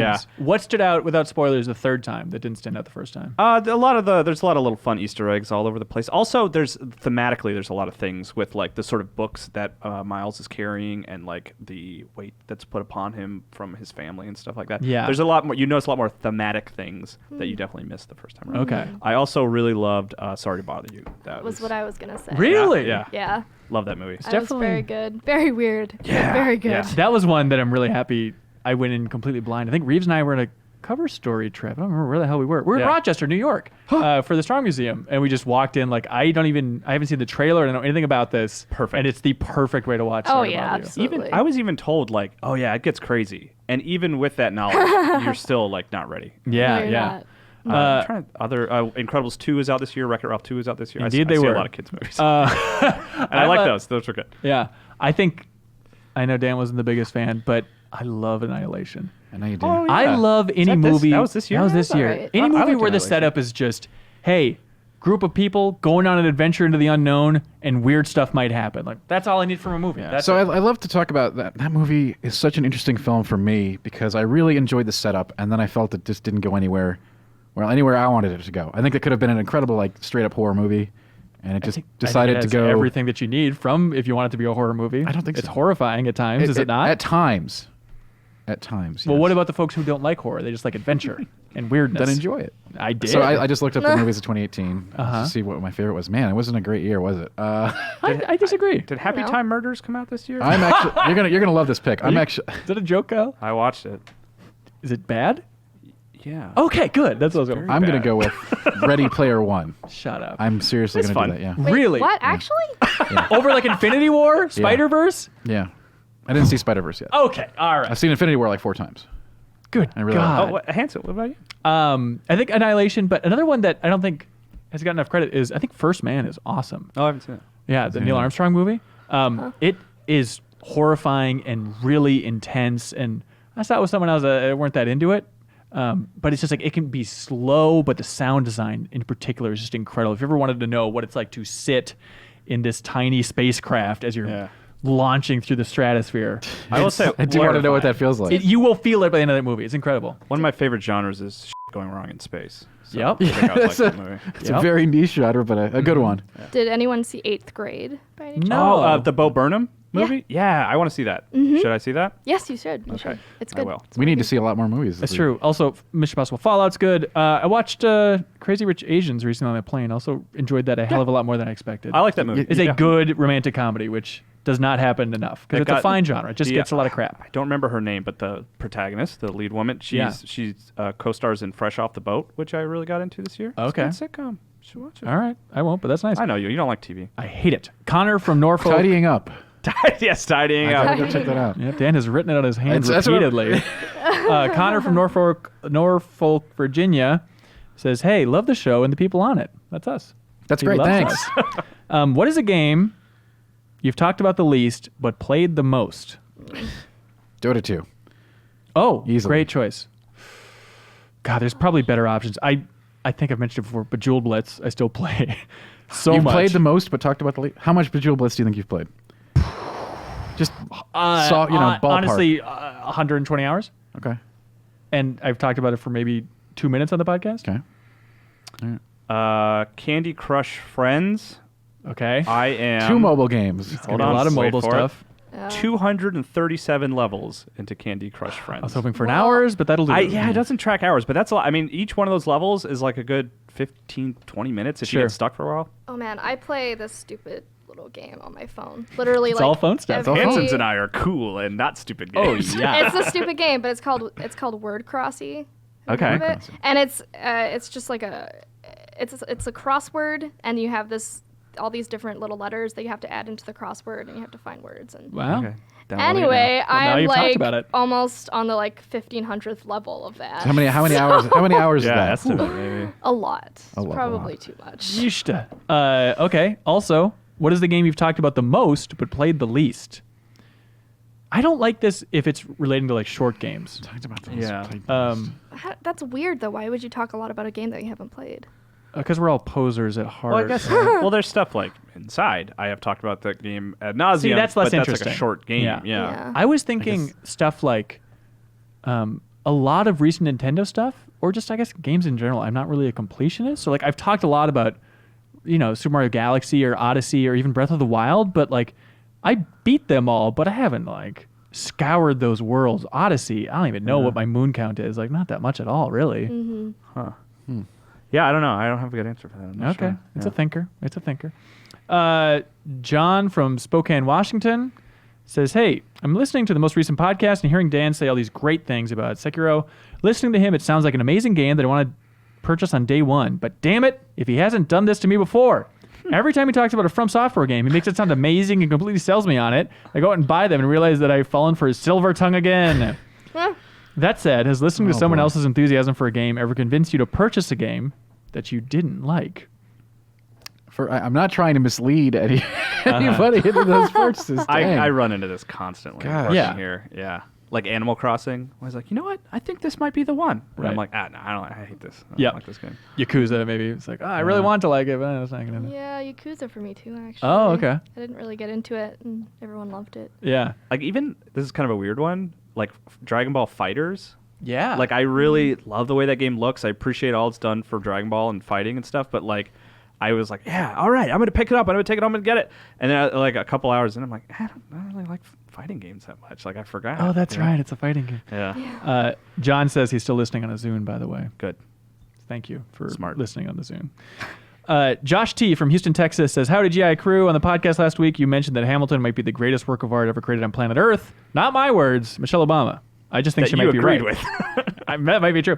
And Josh says, "I would completely agree with you. But I was wondering, if not Hamilton, what else would be considered the greatest work of art ever created on The planet greatest Earth? work of art ever? Ever on planet Earth." Personally, not like we're not voting on this, right? It's not like the That's Mona a heavy Lisa. question. That's hard to Speaking answer. of cryptic smiles, though, I'd go with Dantex. No. What? Smiling face. I am indeed a work of art. I was thinking about this after listening to that podcast. Yeah. And I was thinking about like in media specifically, like movies, TV, video games.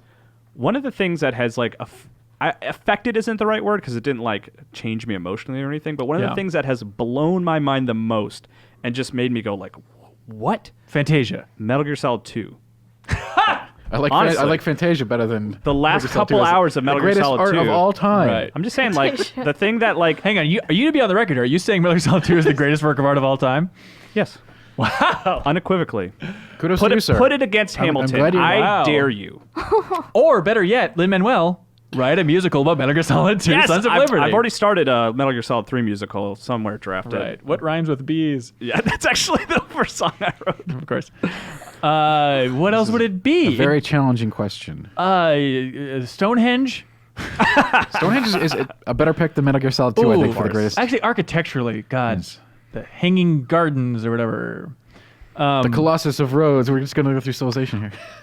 I mean, could you say the You pyramids? could make an argument for Star Wars. Just the way it changed everything. Pop culture. the- Star Wars over In the last pyramids? 50, in the last 50 years, I'm more thinking of maybe. like media and pop culture. I guess I'm not thinking of architecture and paintings and stuff like All right, at that. that point, talking I about works of mean- art. What about just like, hey, compiling the Bible or something, right? Like, I think I will pick the pyramids. yeah, they were made by slaves that died. That does just not, like you insist Bob Barker will do in a matter of days. He's not asking us to gauge how they were created. Okay. It's not. It's true. But also, are they art? Yeah, They're functional. they are also. Guys, you know what? I Definitely did art. see Into the Spider-Verse like 3 times. You're already on the record for Metal Gear Solid 2. That's right. But just to be forgot. clear, how All many right. times have you seen the pyramids? Right into the podcast. Good Which is the point. better work of art, the pyramids or Metal Metal Gear Gear Solid Solid 2? It's better each time. Specifically like the end of Metal Gear Solid 2, guys. Okay. Right. Like, Dial it Arsenal, down. Arsenal gear Yes. sequence. Yes. Yes. Colonel Campbell freaking out, that stuff. Okay, Mitch in Houston. Hello. Getting back to progress here, as they say. I think actually I like that question a lot. Yeah, I think I did It's too. a really tough one. I know. And it got us a really interesting answer. the correct answer. Mitch in Houston says, "Hey, here's a question for everyone on the panel. If you played Major League Baseball at your current skill level and in your current Where do body, these come from? current skill level, current body for an Uh-huh. entire season, which is 162 games, playing as a starter, which is 4 at-bats a game, Okay. do you think you could get a single hit? No. No. There's no universe. Please come up with better hypothetical sports questions. for us. I barely could when I played baseball in like elementary school. Right. I maybe got like 1 hit a whole season. Yeah, I never hit the T-ball, he said, pulling at say. his tie. Oh, is this thing on? Hello. Just put us in the Olympics next, Why not while we're here? Anthony J. Kane from Philadelphia, Pennsylvania, says, hey, this year I decided to keep a list of games completed with the date on which they were completed for easier end of the year reflection later this year. Great call. Everybody take notes seems on very everything you do in popular a to year. do, You yeah. should do it, please. The file name, he says, is Ready Player Done. Ooh, I like it. With that in mind, last night I finally viewed Black Mirror Bandersnatch. When the credits rolled, I sat there thinking to myself, could this go on my game's completion list? Did I just play a game? Discussion of this is unfortunately very spoilery, so I don't know. Well, there's think I so. mean, There is I mean, because Leo's discuss. shaking his head. I'm shaking my head. I think there's still things We don't have to talk about that are- the narrative and the plot. Yeah. I would say that if you Does passively making choices while you watch videos make it a video game? if you I think it's more than that though, because you're also. I feel like a lot of the game is searching for like Easter eggs or searching for new paths once you reach a dead end. So I think that part of it of like searching for those other narratives feels more game-ish than the actual choice-driven stuff of just going through the narrative. So you would say it's a game. Count it on the list. I guess I would. Top 50 for 2019? No. You can fail. I would say that on the after a lot of watching Bandersnatch, like hours and hours and hours, I would say that it is not a game. Okay. But that is another Wait, like hours and hours. Though. Yes. Yeah, you can. There's a pretty deep well that you can go down. Yeah, Okay. there's I looked at and the flow also chart. I mean the fact that I call like story-driven adventure games and like walking sims games that I Right. don't see why I wouldn't call Bandersnatch. a game. Oh, okay, that's That's interesting. fair. Didn't expect that. I'm on Elise's team. I got your back, unlike the Doritos situation. Wow. Thanks, man. Richard says, "What's up, gaming associates? Hello. So I'm originally from Pascagoula, Missouri. I'm sorry, Mississippi. Oh boy. Okay. But now I live in Kennesaw, Georgia. Kennesaw. Why am I telling you this? Because I'm flying to Pengilly, Minnesota next week. That's not a thing. That's a thing. And he says he's going to go ice fishing. That sounds fun. In all seriousness, though, my question is this. I'm a foodie kind of guy, so what is something that I have got to try while I'm Oh. visiting in Minnesota next Boom, week? Parlor Oh, Burger. boy. Parlor Burger. Yeah. Do you want to explain what you're The talking about, famous Dan? parlor burger. There is a place here in downtown Minneapolis called The Parlor that has a burger. It is in my top 5 burgers worldwide ever Okay, experienced. name one better than that. I don't have better burgers than that. So say that is number my one. favorite. However, it is you have to know that Ooh, it's work of art. it's a basic burger. Like that's an important distinction because Yes. I've had all kinds of other crazy burgers with like blue cheese, Juicy Lucy's, and You should explain Southern Juicy burger- Lucy as well here. right. We'll get to that in a second. Okay. So the parlor burger is like the best diner burger, right? Okay. It's not a diner, but it's like the best diner burger. So it's a very simple burger, but it is incredible for what it is. And no ketchup needed, which is the confusing Right. part. It's No just ketchup so needed. No salty, ketchup. greasy goodness that you It don't need to is. put ketchup on there. It's just truly incredible. Like I feel like of all the burger, like I could have that thing every day. Right. It's so good. It's very good. Your heart will stop if you do, but yeah.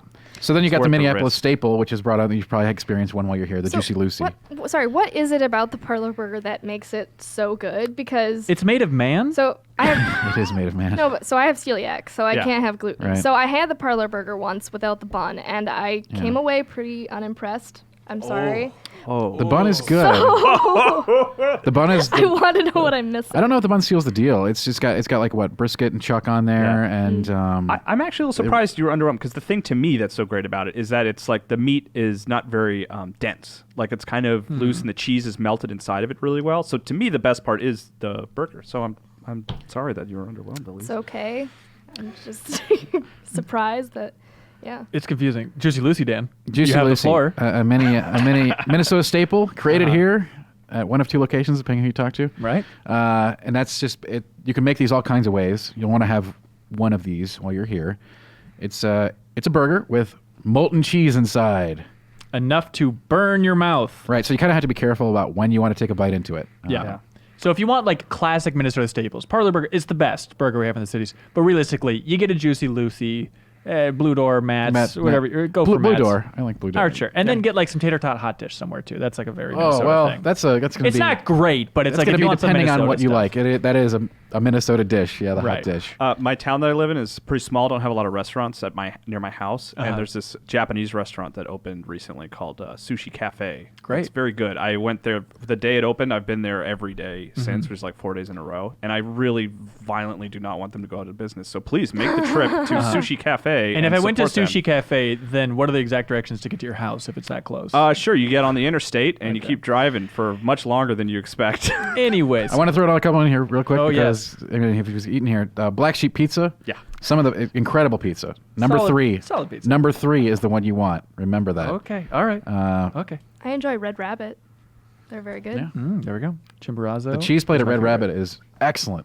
I get it often. There we go. The Mall of America McDonald's.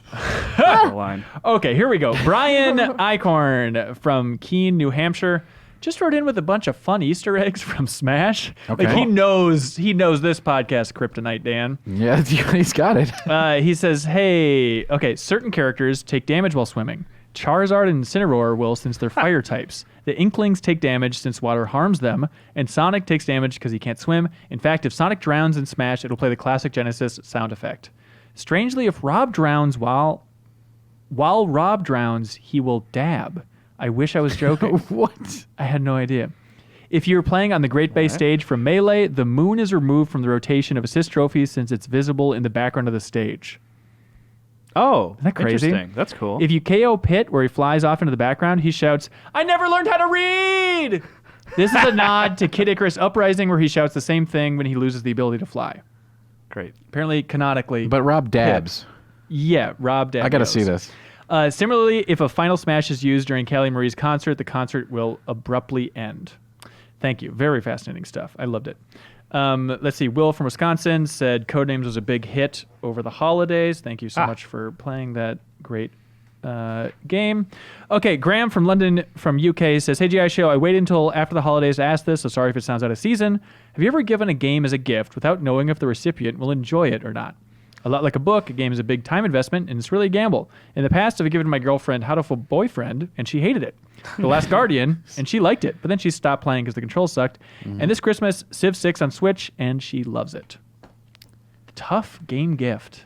I don't think I've ever given a game as a gift. I have, but I don't know. It's usually for my brother, and I know what he likes. Yeah. so. I remember, like, I was thinking about this the other day. I bought, like, my first girlfriend, like, a original Game Boy. This is, like, it was retro at the time, you know, along with, like, Pokemon Red.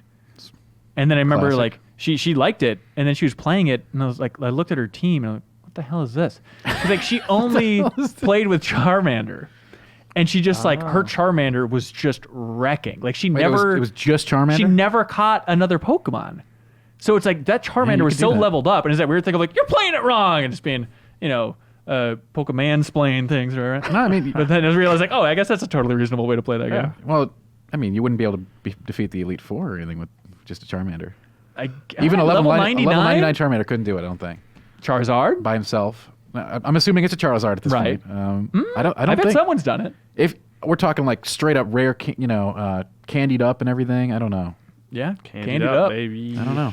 My dad bought me a Golden Sun for Christmas one year, which Golden he had Sun. just did the research and heard it was a good game. He doesn't know anything about video Did he games. have like a cute note like, you're my golden son? No, I don't That think would so. that would have been amazing. But I wasn't even in RPGs. He just like, I saw a review of this. It's supposed to be really good. I got you this instead of the one you asked for. I don't even remember what Yeah. it was. And I was like, this is great. I'm so glad you got this for me. You know what's cool about that first Golden Sun in particular? Was it the Isaac character that was a psychic? But you could talk to everybody in that world and then Yeah. also like read their mind. So they wrote like 2 lines of dialogue for every NPC in that world, which is such a fun concept. That game's great. I really Yeah. like that game. Remember when it came back on DS and no one cared? I played it. Oh, did you? I played about half of it. Okay, was good very enough for boring. me. Nick from Atlanta wrote in again, Hey, we got- saying, "Hey, I remember here's a game. I haven't play tested it. Let's see if it works." He says, "Hey, 2018 is some pretty awesome games, and I wanted to make a game incorporating them. Here's what I've done. I've taken the names of some of the best video games released in 2018 and alphabetized the letters in their titles, Oh, God. All right. and the numbers will always be at the end." So he scrambled the letters, and they're alphabetized. So get ready for a nightmare. What game is this? Wait. 2018 specifically. 2018 specifically. Okay. Gotcha. AAKUYZ 0. Yakuza 0. Yeah, Correct. Yeah. Beautiful. I want to do this. This is a nightmare game. AAEGMMN 11. Winning 11. What? Winning 11? No. Mega Man 11. There we go. Come on. It's Here we only go. 11. Yeah. The numbers, everything. ABKN 129. Oh, NBA 2K19. Whoa! We can't top that. Congratulations. What a weird game. Anyways, email of the week. What do you guys like? Best work of art. Yeah. That was good. Yeah. Yeah, you're totally right. All right. Also, as a follow-up to this, please write in with what you think is the greatest work Actually, of art Yeah. Leave that in the comments of YouTube. of all time, especially if you're Michelle Obama, because that'll help tip the Yes, scales. please, Michelle. We know We you're a miss you. listener, We She miss Michelle. you. listens every week. On that Miss you Zune, so much. we're tracking the analytics. One of those Zune users. Michelle, please come back. This is For the love of God. Come back. Marry Trump? What do you want? I don't know. Okay, Just anyway. Josh T. from Houston, Texas had that great Hamilton and work of art question. So thank you so much, Josh, for writing in, and congratulations, Houston. Used to One of get the up on biggest big cities board. in the U.S. on the big board. Very exciting. For now, let's talk about news. Let's get Imran Khan in here and go over some news. Podcast isn't done yet. Let's go.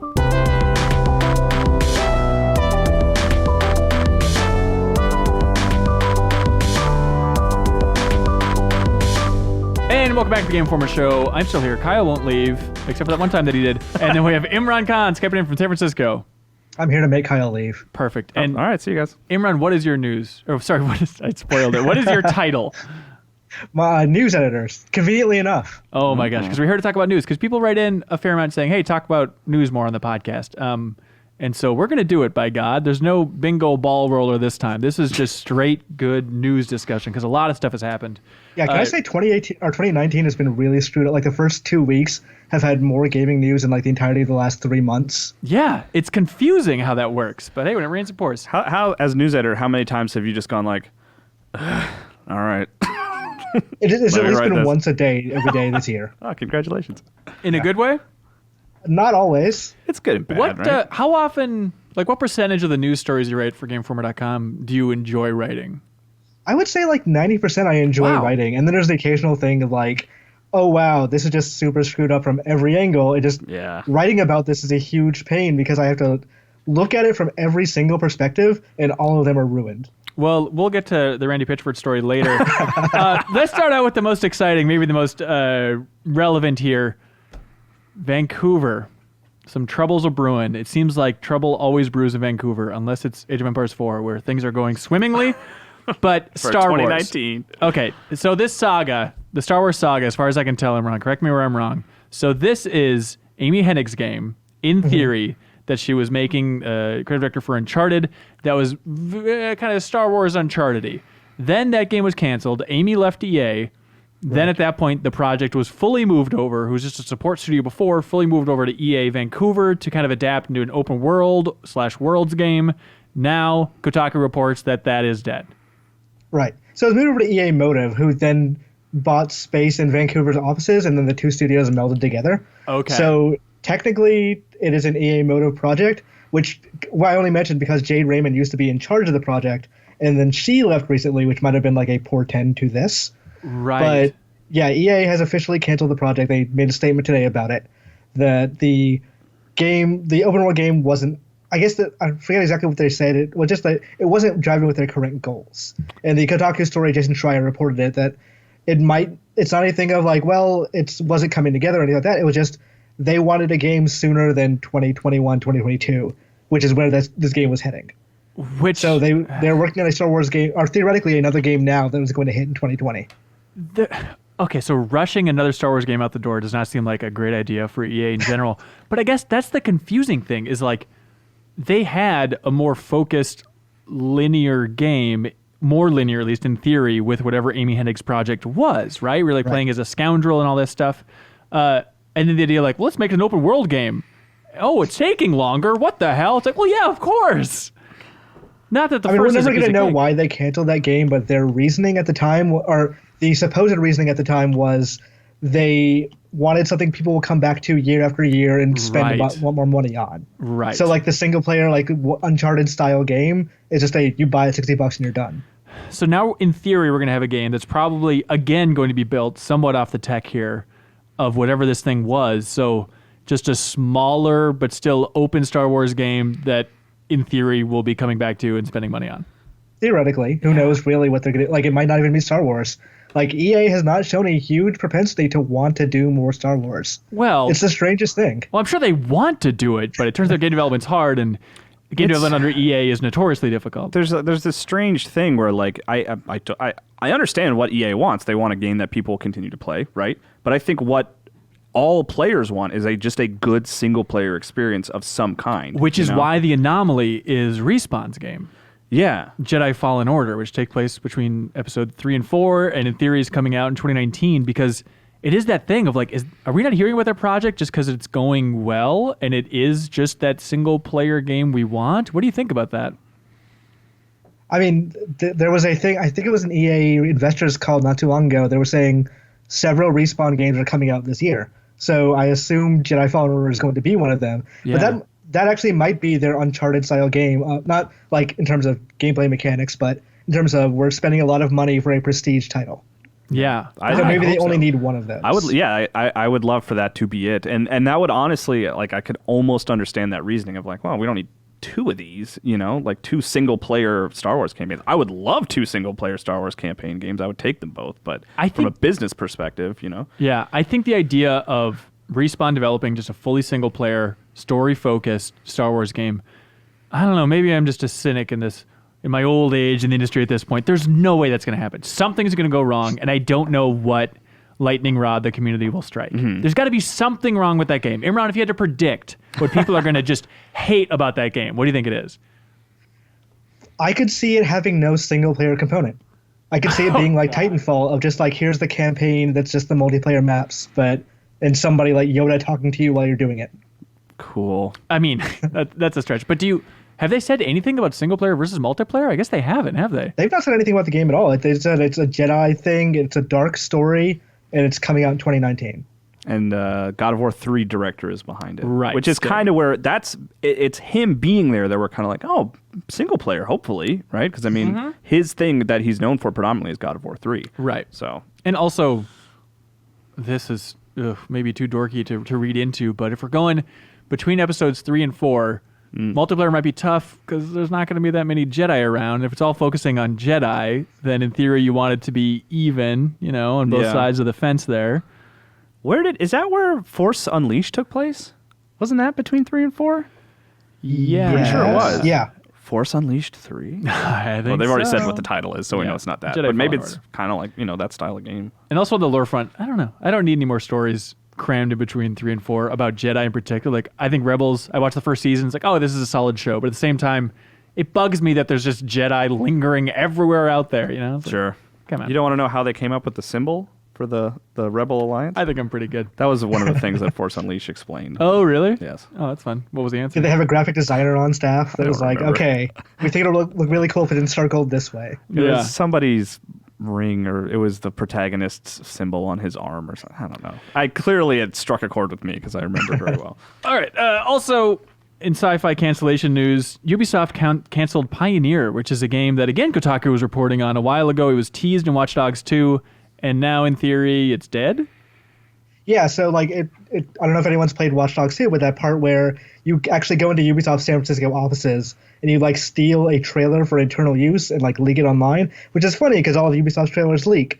But like it was a real game, and at the time it was in trouble. That was kind of like their Hail Mary of like, okay, let's see if people really get attracted to this. And we hadn't heard anything about it since, but Alex Hutchinson, who no longer works at Ubisoft, but he directed Far Cry 4 and Assassin's Creed 3, Yep. he was theoretically working on that project. And he tweeted the other day that, like, just a rest in peace Pioneer, and tweeted the video out. Yeah. When people asked him, like, hey, does that mean it's dead? He just kept putting crying emojis. So, yeah, I assume that means it's dead. I knew between Assassin's Creed 3 and Far Cry 4, he was working on a smaller project that felt like it was in the vein of like a Child of Light type of thing up at Ubisoft. And so this would have just then been after Far Cry 4?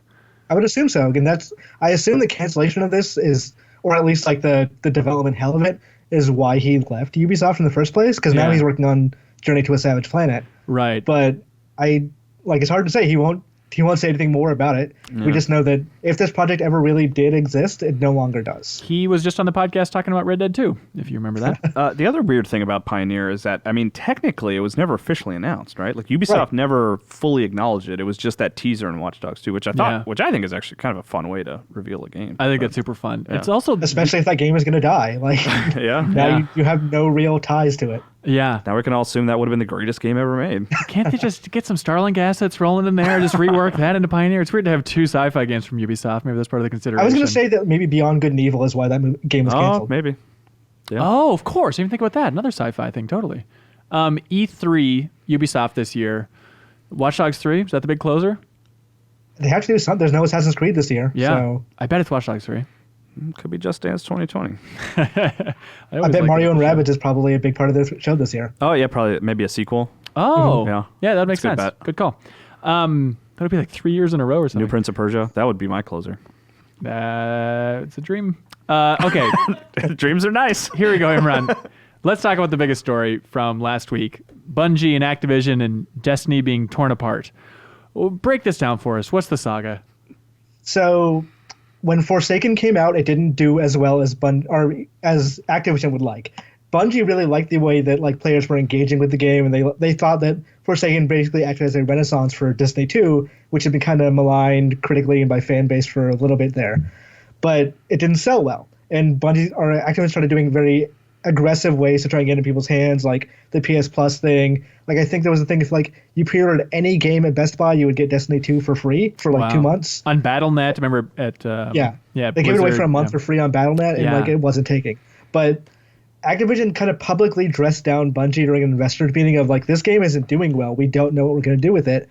And then Bungie responded in a very like kind of subtweet sort of way of, we think it's doing great because fans are more invested. Yeah. So that was Luke Smith. Honestly one of the most public fights I've seen between the two companies. Yeah, and it's easy to get wrapped up in this drama. It's not like everything could be boiled down to exactly what happened here, but that's like the tip of the iceberg that we see. And it was crazy to have Luke Smith, the creative director for Bungie or for Destiny over there, just to say that publicly of like, well, we're happy with it. Publisher spending all this money on us. It was very bizarre. Around that time I started hearing like people from like Bungie and Activision telling me Activision is looking for new partners for Destiny. And like what that meant at the time was that they were considering buying the Destiny IP from Bungie and just making the next couple of games themselves. Oh, that would not have gone well. It would not have gone well at all. And it's one of the reasons I think they decided not to do it. So like now Bungie has gone, they have their IP, they're not selling it to anybody, and they have like an immense cash flow from NetEase that they can so when NetEase invested in Bungie I think it was last year, they put $100 million into the company. Right. And it was one of the things people asked them was, do you think Destiny 2 will ever come to China. Because that's one of NetEase's things. Like, they bring Western games to China and they make a big, like, microtransaction version of them. You know them from Diablo Immortal fame. Yes, which is why people were afraid of Diablo Immortal a little bit. But when NetEase was asked that, they said, well, that's not up to us. It's up to Activision. They're currently publishing Destiny. Now that Bungie has those rights, and now that NetEase is kind of a minority stake owner in Bungie, they could easily put Destiny 2 in China, and NetEase could pay for the rest of Destiny 2's content through that way. But didn't NetEase's investment didn't specifically say that this is for new IP? Yeah, that $100 million is. Okay. But if they wanted to bring Destiny 2 to China now that Bungie has the ability to make that decision themselves, which Activision would have never said yes to because that's giving away their IP, or giving away their money, basically. Yeah. Bungie can do it, and NetEase can pay for the rest of Destiny 2's content. So they can keep Destiny 2 alive for another 2, 3, whatever, until next generation.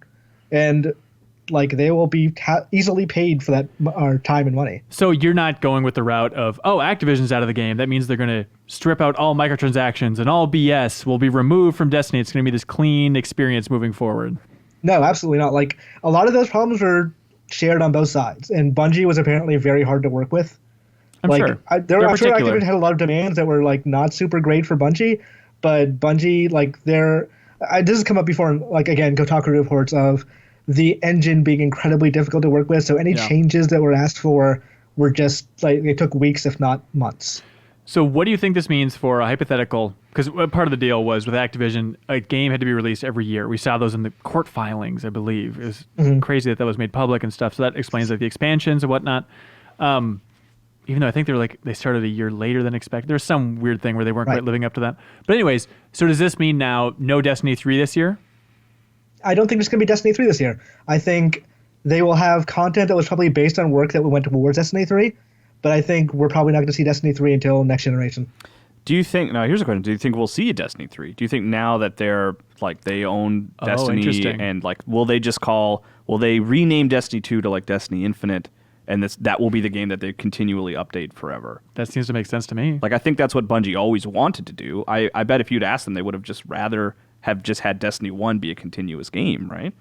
Right. I think the Guild Wars model is probably what they're going to go for. Like you said, they'll have one product that they just pour everything into, and instead of charging subscription fees, it's just new content every couple of months. Yeah. And then people will do that, they'll play, and they'll get out, and they'll come back in a couple of months later, and they'll be just rolling on that way. Yeah. I think that's what Destiny players would rather have. I don't know. It's hard to speak for them. But, I think they would rather keep playing, updated version of 2 than buy 3, right? If it was updated really well. Yes. And it would all new kind of planets consistently and stuff. But it's just weird to think they probably had that roadmap of Destiny 1, 2, 3, and 4. The idea, obviously, is all right, 3 and 4 is when we really rock it out of our solar system completely, right? Yeah. And now it's how much and how should we roll that stuff out? Or at a certain point, do they just leave Destiny in a stable place and then kind of move on to something new? I don't know. I mean, they took Destiny with them, so I think they're going to be working on Destiny for a while. Right? That's true. I think one of the weirdest offshoots of this whole situation is that Destiny 2 lives on Battle.net, just as a technicality. Yes. It's so and strange. It still will for some reason. Yeah, I mean... It's so bizarre. It's also weird just thinking about Bungie and a lot of talent over there. It's wild, but also just thinking about they got some commitment issues. They were very happy to break free from Microsoft. It's a miracle they did that. Now they've broken free from Activision, even though Activision didn't own them in this case. You can even go further back. They broke from Apple, I guess so, yeah. Put a ring on it, people. That's scary. Also, from Activision's point of view, it means that High Moon and Vicarious Visions have a lot more talent freed up, so maybe some new IP from Activision could come from them. Maybe they'll make a game called Fate. That's a shooter on alien planets. Very smart. Do you think this could possibly affect anything? Don't patronize me. I know, that sucked. Do you think this could mean anything, Imran, for crossplay? So many people want crossplay with Destiny. I don't think so. I don't think they're going to change anything dramatically. Unless Sony comes in and is hey, we've got a crossplay initiative going. We want you to try and look into it a little bit, then maybe. But at the moment, I think they're just going to try and keep the rudder on the ship and keep it moving forward. Mm. Yeah. I know Matt Miller, Destiny expert. He wasn't able to be here today, which is a bummer. But he was talking about I don't think it should be seen just as a universal great thing that this happened. It's not just like, hey, the man left. Like Activision supported the hell out of that game. Yeah. It allowed that game to exist realistically in the state that it does. Like, they're losing a lot of resources in theory along with this, Yeah, I mean, the reason they said they went with Activision initially, like after they left Microsoft and they're like, well, where are we going to go? We go to Activision, was because of their online sort of network capabilities and like what they had done with Call of Duty and stuff like that. So yeah, they are losing that sort of online component to a certain degree. We'll see. Right. It might not affect it really. Maybe they learned all they need to learn, but Yeah. yeah. At this point, too, it's weird to think about Activision and just the games they have in their lineup. And it's like, all right, let's really focus on Sekiro. And Sekiro 1 and 2 and 3 and 4. Let's keep that rolling. Call of Duty, as much Call as of they Duty, can. Call of Duty, Yeah, Call of Duty. it's so weird because like Activision has a lot of really great games. Everyone kind of treats them like they're the devil, which they're not. They don't have great business practices. Yeah. But like Spyro was fantastic and Sekiro is going to be really good. It's weird. Like I don't see anyone boycotting Activision for their games. Right. It's a good point. Let's see. Okay, this is all you, Imran. You wanted to talk about a story that has the headline, Unity and Improbable have public argument. Improbable teams up with Epic to encourage developers away from Unity. Please. So this got super weird. What is Like this? this was so there's the game engine Unity. Yep. There's also a company called Improbable. That's a British company. They have something called Spatial OS, which is used to make it like games on Unity. A quick pause. They're working on a big battle royale game as well, right? Yes, I believe so. Including Bill Roper, one of the original designers of Diablo. Yeah. So they have the engine and they have that game. Those are two sort of separate things in the same company. Okay. Right. So, like at one point, Improbable puts up a blog post saying, "Hey, Unity just told us we violated the TOS. They changed just yesterday, just overnight, and now all of our games are no longer getting supported. If you're working on a Unity game using Spatial OS, then you're completely screwed because they like completely cut us off." And then later in the day, after like a number of developers started commenting on this, like, "Hey, we have to pull our games off. We don't want to be in violation of TOS," or "Oh my God, my game's in development. What am I supposed to do now?" Unity posted a blog post saying like, Improbable is lying. Everything they're saying isn't true. We told them in like October or September or whenever that they're in violation of TOS. We had to cut them off yesterday, but we're still supporting everybody else. Like this is not whatever they're telling you isn't true. Then a couple of hours later, Improbable posts another blog post, not acknowledging anything Unity said, but still kind of doing like a very kumbaya style, like we should all go towards open source. Like this is crazy. Gamers and customers and engine developers and developers should like hold hands and all learn to understand each other, which it didn't make any sense. It was super weird. And we find out, I think 3 hours after that Epic has started a fund with Improbable to lure developers away from Unity and to make games on Unreal. And they're like, we'll support you. We have a $25 million fund for this. And like people asked Tim Sweeney, like, when did you guys come to this deal? Was this planned? Like, there's no way you got $25 million together in a day. He's like, no, we got it together in a couple of hours. Like, we decided, they talked to me, we just decided to do it and put out the press release. Thank you, So it's Fortnite. like this incredibly weird war between two engines with like a weird puppet master in the middle trying to keep them like apart. Jesus. Very I thought strange. Mortal Engines was Epic. It was like a 30 Rotten Tomato score for that movie. Yeah, it's very weird because it feels like Spatial is kind of stomping their feet, and Unity is just like, no, calm down, like it's okay. Yeah. And they're like, no, we're leaving. It's a very odd thing. Yeah. Speaking of, Like it got even weirder today because Unity like they sent another press release saying like, hey, we're sorry for how confusing this was. Like we're putting Spatial OS back. Everything's fine. No one's against terms of use at all. And it's like they were very clearly scared by this Epic move, which honestly, that Epic did it in the first place feels really irresponsible to me. That like they made this move without even like really looking into it, because for them it's obviously a business benefit to get people off Unity and onto Unreal. yeah. Because that means by default they're probably going to be on the Epic Game Store. It works out for them in a vertical integration way. But that they did when they initially did, I'm like, I emailed Epic. I was like, "Is this a joke?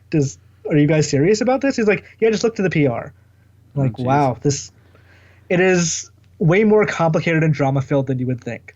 Weird. Here's a complicated question for all this. As the consumer, as just the gamer, like, will it really affect us in a big way with Spatial OS, like moving between engines and stuff like that?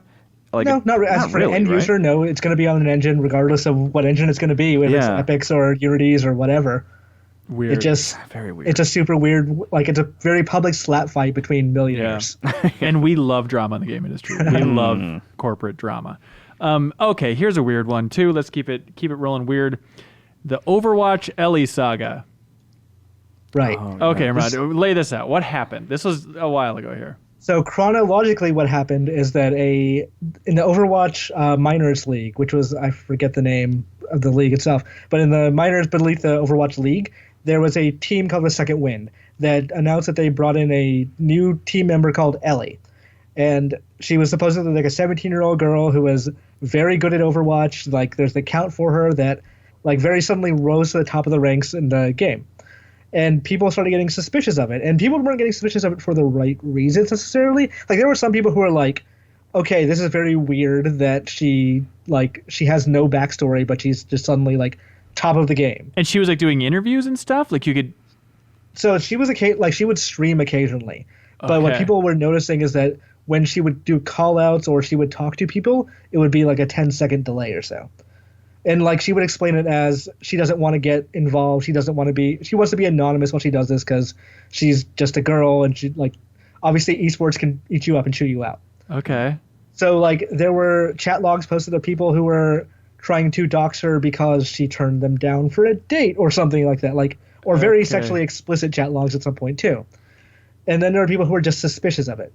So people started looking into it and eventually she dropped out for the team and Second Wind reported like, oh, she dropped out because of harassment. So people, including me, wrote about it. Like, this is strange, but it's not surprising because this is kind of what it's like in esports. Right. that Hey, a woman was harassed women on the are kinda internet. Right. messed Right. out. Yeah.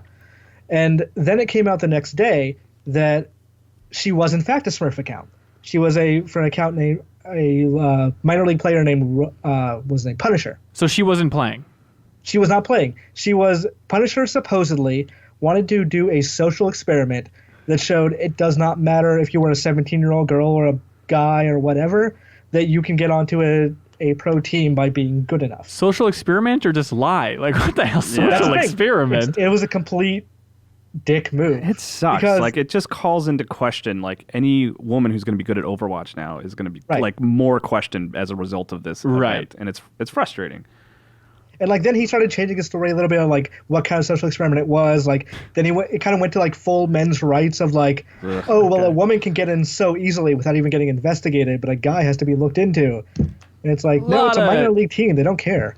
A lot of fun, weird corners of the internet that get dragged into this argument, but it is crazy as to like, hey, we think she might be fake. Yeah, it turns out actually, completely fake. Yeah. What a weird story. Overwatch is fun, everybody. And Soldier's gay or something. So, hey, this one's for you, Kyle. Ready? okay. Ready to toss you this ball? Jason Reitman's making a Ghostbusters movie. I thought that was really weird. That's not really video game news, but It's not at all, but we were both really excited about that. We consider ourselves the two biggest Jason Reitman fans in the world. yeah.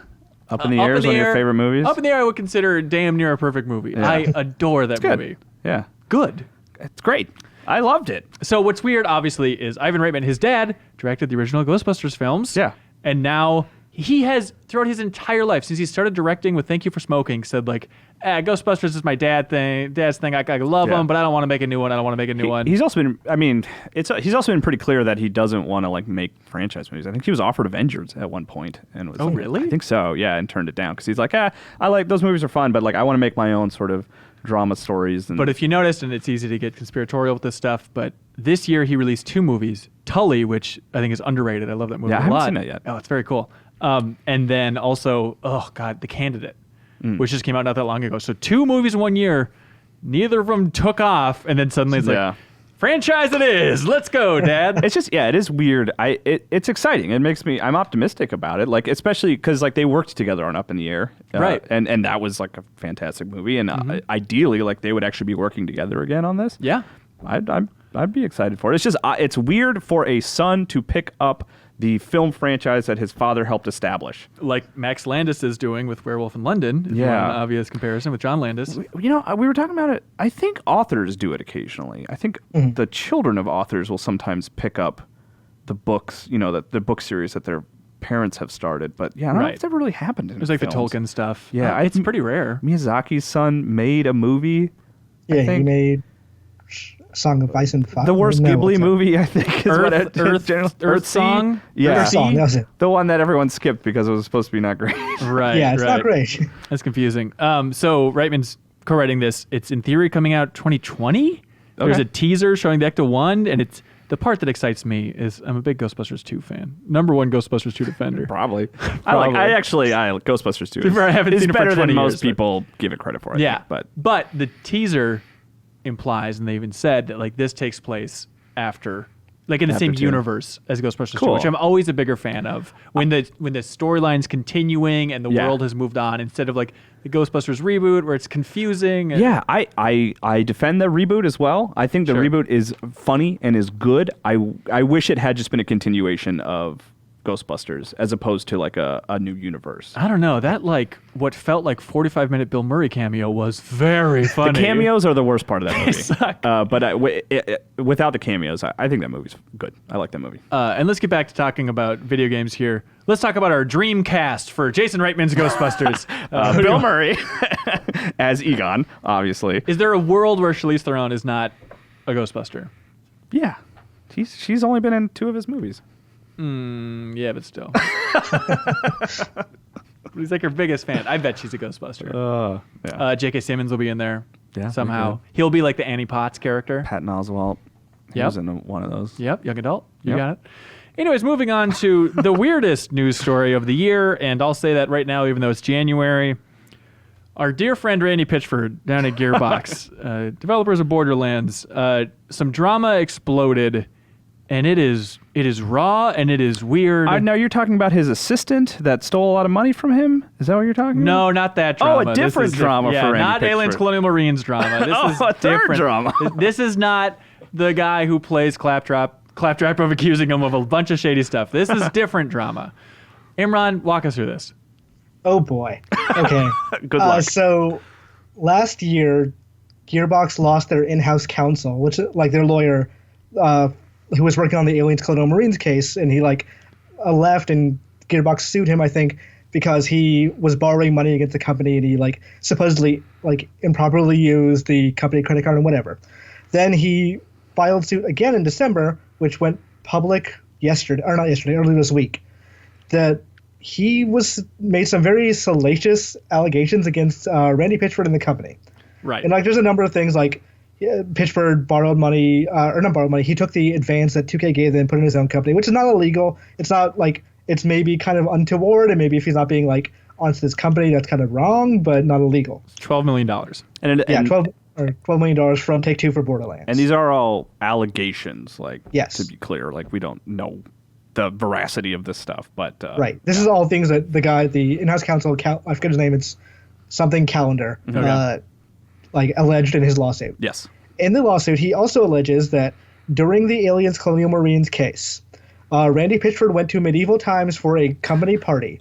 Okay. There he left a USB drive on there that had very proprietary information and confidential information from Sony, Microsoft, Nintendo, And Sega, I think, stuff right? from Gearbox that should not be lost in any way. That also had what the allegation says is underage pornography. Okay, let's just stop.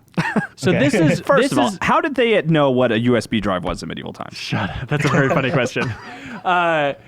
Okay, this is something we know for sure because Randy Pitchford has talked about it on Piff Yes. the Magic Dragons podcast. Who sadly There's I know literally from one word here that is actually under question, which is the word underage. Everything else is Pitchford has admitted to. Okay, now I'm in the camp. Call me a crazy maniac, but I'm going to say if you put all of your company's corporate secrets and all publishers who you work with, all of their secrets on a USB drive, and then think it's a good idea to also rip a cam girl video of any sort, especially the sort he's describing, and put it on that flash drive and carry that around with you, you should not be allowed to run a company. You should be kicked out of the industry. That's insane. They wanted to keep it close to his person. It was important stuff. Literally, what do you think that USB drive was named? It's probably C, colon, Magic trick? magic tricks. Yeah, nothing's more magical than not company secrets. So yeah, we should give context to that part, because when the day the lawsuit was received by Gearbox, yeah. with the allegation of the underage pornography in it, Randy Pitchford went onto a magician's podcast, and he explained this time that so they were talking about pornography, and he talked about the pornography he likes, Cool. which is cam girl stuff. Sure. And he said, like, oh, well, one time I saved it and put it on because she performed an act that anatomically impossible. Now look, But- we were a sexy podcast. We talk about sex more than anybody else in the industry. We cannot describe this. Yes. Yeah. Just say it's anatomically impossible. And Randy Pitchford was like, oh, that's cool. I want to study that for a magic trick, which I don't want to see his magic show ever. Because this thing the female did in this cam girl video, he thought it was Yeah. a magic trick. So he saved it to his USB drive to study later. And that was what was God. lost at medieval times. And apparently, like, a video game fan found it, and they had to, like, give him a bunch of free swag to get it back. Which, whatever. But So by Pitchford's admission, the cam girl was 18, and her name was barely 18 or something like that. Okay, so here's where just having this pissy drama, like the back and forth, it just sounds so terrible because the weird thing is Gearbox's response was like, oh, but in this accusation that he had underage porn, underage was in not quotes, but like apostrophes. What do you call that? Yeah. Single quotes or something? Single quotes. Okay, yeah. And so it's like, well, why did he do that? And Gearbox, oh, he did that for legalese, so he can technically work around it because maybe it was billed as underage, but it's technically not. But it's just impossible to escape that accusation. If someone says anything close to child porn, Randy Pitchford just, that's an atomic bomb going off in that dude's life. Yeah. Crazy. Yeah, and It's like, his even response. if it's not, it's like such a weird thing to put on a thumb drive and lose. Oh, no, yeah, exactly. I think you should forfeit the company at that point just for doing that alone. I'm on the record saying that. But then it gets more complicated because also the lawyer was like, oh, also Randy Pitchford allegedly, he'll have crazy magic shows at his house where adults are exposing themselves to minors. And it's like, what is this? What does that mean? What is happening in this universe? Yeah. I will You're say, looking like, at with us like we lawsuits, know. This is not uncommon. Like, if you're going to, people who sue each other tend to like put a lot of character assassination in the suit, whether it's true or not. Because if it's not true, it'll just get tossed out. Right. But if it is true, it could stick and it really bias people towards who you're suing. And the part that, it just gets so weird too is, Randy Pitchford going on Twitter, defending himself, and then it's hard not to read into this, but then he's just like going above and beyond, like talking about, it talks a lot about like board games and stuff on Twitter now. It just feels like he's being like extra nice and extra like wholesome. dorky, a little bit. And it's just like, I understand, I get it. It's just so weird to see when I know that probably a significant part of your life is on fire, and it's like, hey, have you checked out this board game recently? If he just leaves, it's just damning. But if he stays and he doesn't have a lot of choices, and I think that maybe the best thing he can do is just to try to be like, just waive off the lawsuit because it's frivolous. Right. I believe that was his exact word. I think is that it was frivolous, and try to move on with his life. And he's a passionate man. Yeah. So one of the things is that the former VP of Gearbox went on Twitter and said it's true. And he clarified that he did not mean specifically the US or the underage porn part of it. Right. He means everything else. But he supposedly the lawsuit, according to him, has merit. Okay, and that's the guy that's the voice of Claptrap, to bring it back to games specifically, I believe. Okay, so realistically, let's get back on Earth here. What does it mean for Borderlands 3 or Project 1v1, that game that no one talks about that they're making as well? I forgot all about Project 1v1 completely. Yeah. It's the first-person shooter dueling game thing. But I don't know. I mean, I guess maybe he could. I mean, worst case scenario. I don't know what worst case scenario is, but like he might, if it gets really out of hand, maybe he would resign and Gearbox would continue on without him. That seems kind of unlikely, but not impossible. And in that case, Borderlands 3 would be mostly unaffected, potentially. Borderlands 3 is allegedly, maybe. Right. That game is such a weird spot right now anyway, because there's so much of it leads in Borderlands 2 left. And it's just that thing of like, who would be leading up Borderlands 3 if it did happen at this point? It's confusing. And like, I feel like that game was meant to be announced at E3 and just wasn't. So it's probably due fairly soon, due to be announced. Right? Yeah, you'd think so. And it's like so profitable for 2K. They desperately want Borderlands 3 out the effing door. It's just, now there's just this weird baggage where every interview, I'm sure every YouTube effing comment about for any Borderlands 3 trailer is going to be filled with Randy pitch for child porn. It's just, ugh. Yeah. Imran. You okay? No, I'm not okay. That's a weird effing story that makes everything feel gross. Yeah. Yep, pretty much. As gross as the reviews for Borderlands, the pre-sequel, am I right? I don't know. The game was fine. That's it. People seem to like that one. Very exciting. Very exciting year for news.